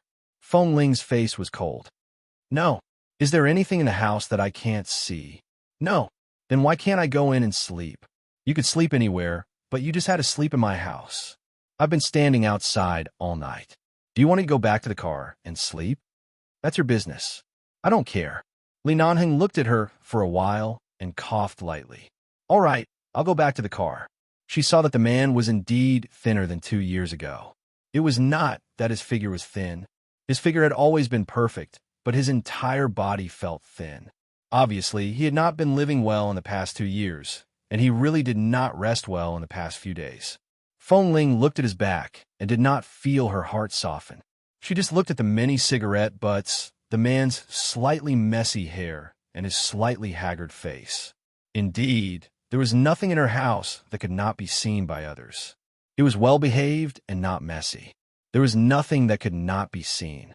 Even if they were no longer in a relationship, even if she had let go of what happened in the past, he was still her boss. "Did you really stand here the entire night without sleeping?" she asked softly. The man who had already walked to the elevator door had his back facing her. He also glanced at the cigarette butts over there, then turned back to look at her from the corner of his eye. "What do you think? You're already so sleepy. What's the point of being so cocky?" Feng Ling looked at his back expressionlessly, pushed the door open, and took a step out. "Go in and sleep. I'll be home before 6:30 p.m. Leave before I get home. Don't let me see you when I come back." Li Nanheng looked back at her, and she said, I'll take the key. Just close the door when you leave. Also, you're only allowed to sleep on the sofa. Don't touch anything else. Don't dirty my house. This time, Li Nanheng simply turned around and looked down at the woman who was almost in front of him. I'm a germaphobe. How dirty do you think I will be? Feng Ling did not speak, but glanced at him again. Aren't you sleepy and need to sleep? If you don't go in, I'll lock the door. Li Nanheng looked at her sportswear and the bag in her hand. You don't pretend to be a man anymore. Why are you still so rude? Feng Ling couldn't be bothered with him. She pressed the elevator button and did not speak further. Seeing that she was really in a hurry to go out and obviously didn't want to talk, Li Nanheng didn't rush to say more. He glanced at her impatient and indifferent expression, turned, and walked in. When he entered the door, he suddenly asked, Is there breakfast at home? No. Feng Ling stood in front of the elevator and responded coldly. Then why didn't you eat just now? Yes, I have. You didn't leave any? I don't raise a cat or a dog at home. I eat as much as I can. What's there to keep? Looking at the slowly rising number in the elevator, she said, There's bread in the fridge. If you want to eat it, bake it yourself. Well, I'm going to sleep first. I'll eat when I wake up. The man closed the door after he finished speaking. Feng Ling, looking at the elevator in front of him in silence. He felt upset no matter how he thought about it. She felt that she shouldn't have let him in. Although it was true that last night, he was very well-behaved and didn't barge in as domineeringly as before. He was also very polite and stayed outside for the whole night. He didn't beg for forgiveness in front of her, nor did he pester her to explain, nor did he force himself on her. But now he was so shameless. It wasn't until the door was closed from the inside that Feng Ling realized what she was thinking. Why did she let him in? If he was too domineering, she would definitely reject him. But he seemed to be doing the opposite. The elevator door opened. There was no time to think too much. She walked into the elevator, looked back at the closed door, frowned slightly, and then closed the door. When she left the apartment building, she lost interest in running in the morning. She went to the parking lot and sat in the car. Feeling the ultra-low temperature outside the car for a whole night, she thought of the man who said that he had been sleeping in the car for the past few days. What did he want to do? If he knew her well enough, no. It should be said that he definitely knew her well enough. He should be very clear that no matter what, she and he could not go back to the way they were 2 years ago. It was also impossible for her to have any ambiguous feelings with a man who was already married or to have feelings that were beyond reason. He should know that there was no need for him to stay here because there would be no result. 6 o'clock in the evening. It's time to get off work. Why haven't you left today? The head coach had just finished the last class of the day. When he entered the office, he saw Feng Ling sitting in front of the computer with a cup in her arms. Feng Ling looked up at him. Nothing. Sit in the office for a while. The weather is so cold. Why are you sitting here? It's so warm at home. The head coach smiled. Did you drive here? Do you need me to send you back? Yes, I can go back by myself. Feng Ling put down the cup and looked at the time. I'll leave at 6:30. The head coach looked at her again. Are you feeling unwell? No. Usually, you go home on time after getting off work. Why didn't you want to go back today? Feng Ling didn't answer, but smiled slightly and still didn't speak. She was not sure whether Li Nanheng had left or not, nor did she know if he had woken up. She felt that if she went back a little later, she might be able to miss him, but she was not sure. She would delay as long as she could. She already regretted letting him in. If it weren't for the fact that the weather was too cold, she would have strolled outside all night. It was 6:40 p.m. The lights inside and outside the martial arts club had been turned off, leaving only the office open. The area around the Polytechnic University was a school district with a very strict management system. Some of the martial arts dojos and the like must strictly follow the prescribed time to rest. If they continue to keep the lights on, they might be suspected of increasing the class time and might be investigated. Seeing that she couldn't delay any longer, Feng Ling got up to pack up and drove home. When she drove to the apartment, she looked up and found that the lights in the room were dim. Did this mean that Li Nanheng had already left? After staring up for a while, Feng Ling hesitated and got out of the car to go home. When she arrived at the door, she opened the door with the key and walked in. Looking at the dark room, She raised her hand and touched the wall. With a pa sound, the lights in the small living room suddenly turned on.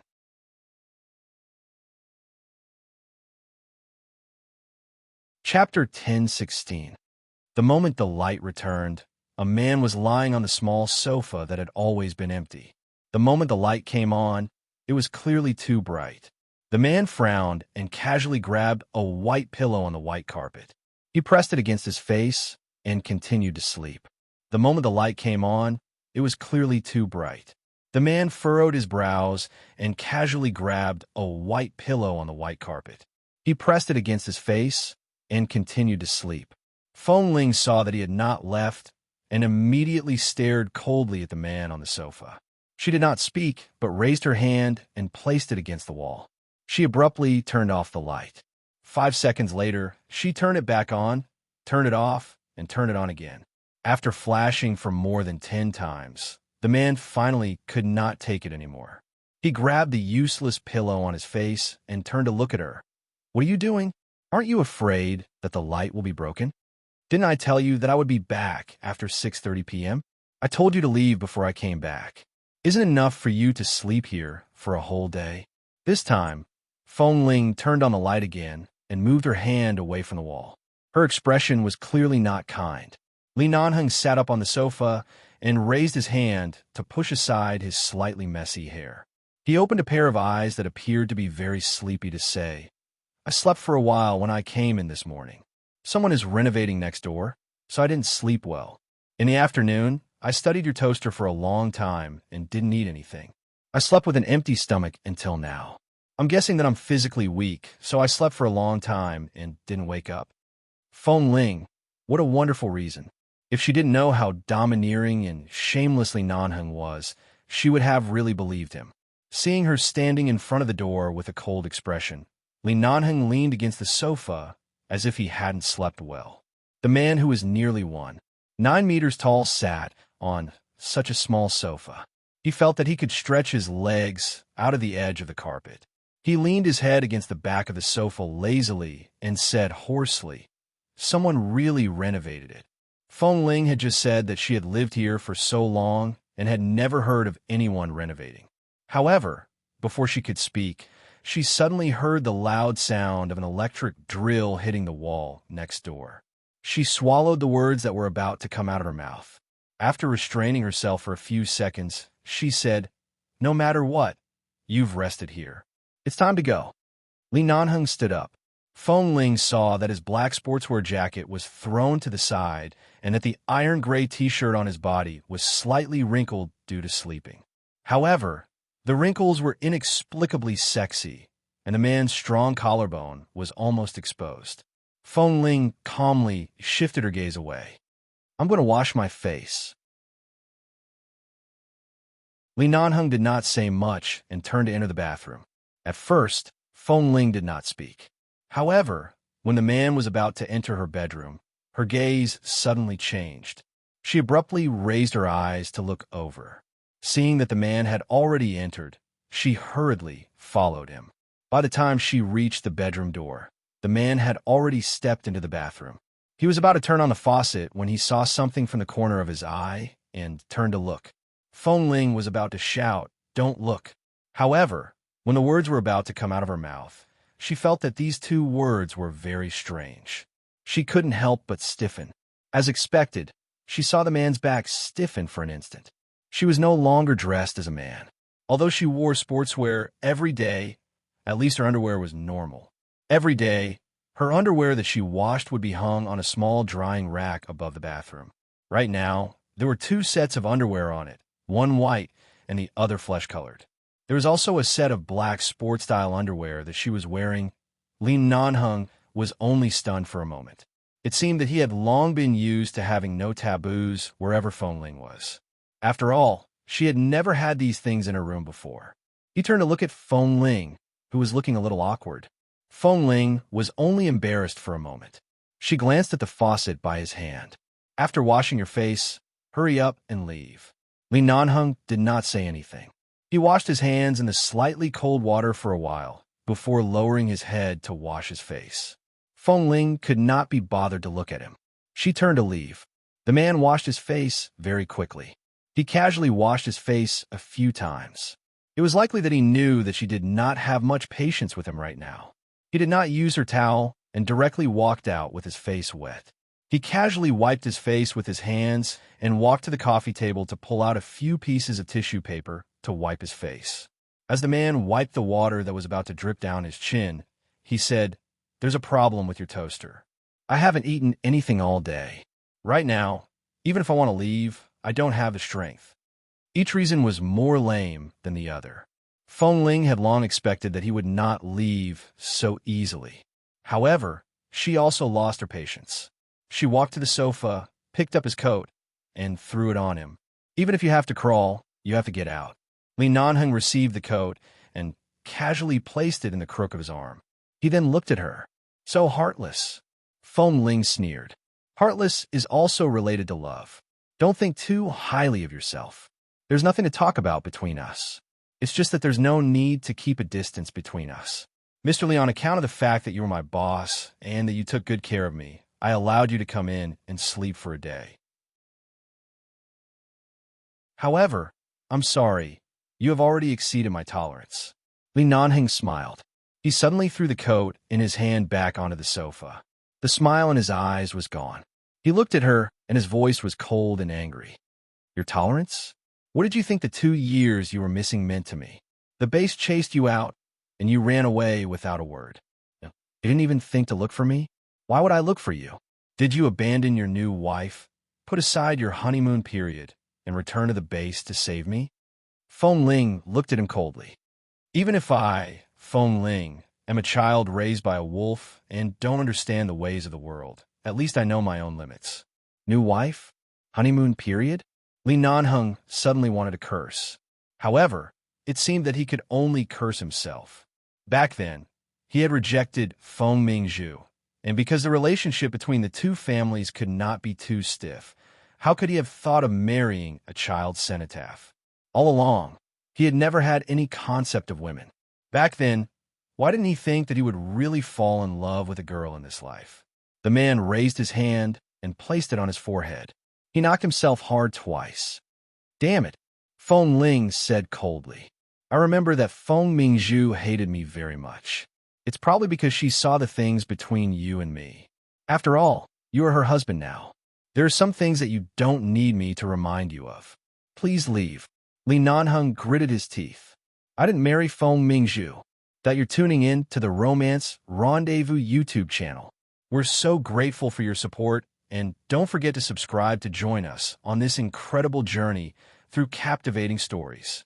Your generosity through donations truly makes a world of difference, as it's the primary source of revenue that allows me to expand and enhance this channel for you. Thank you from the bottom of my heart for being a part of this adventure.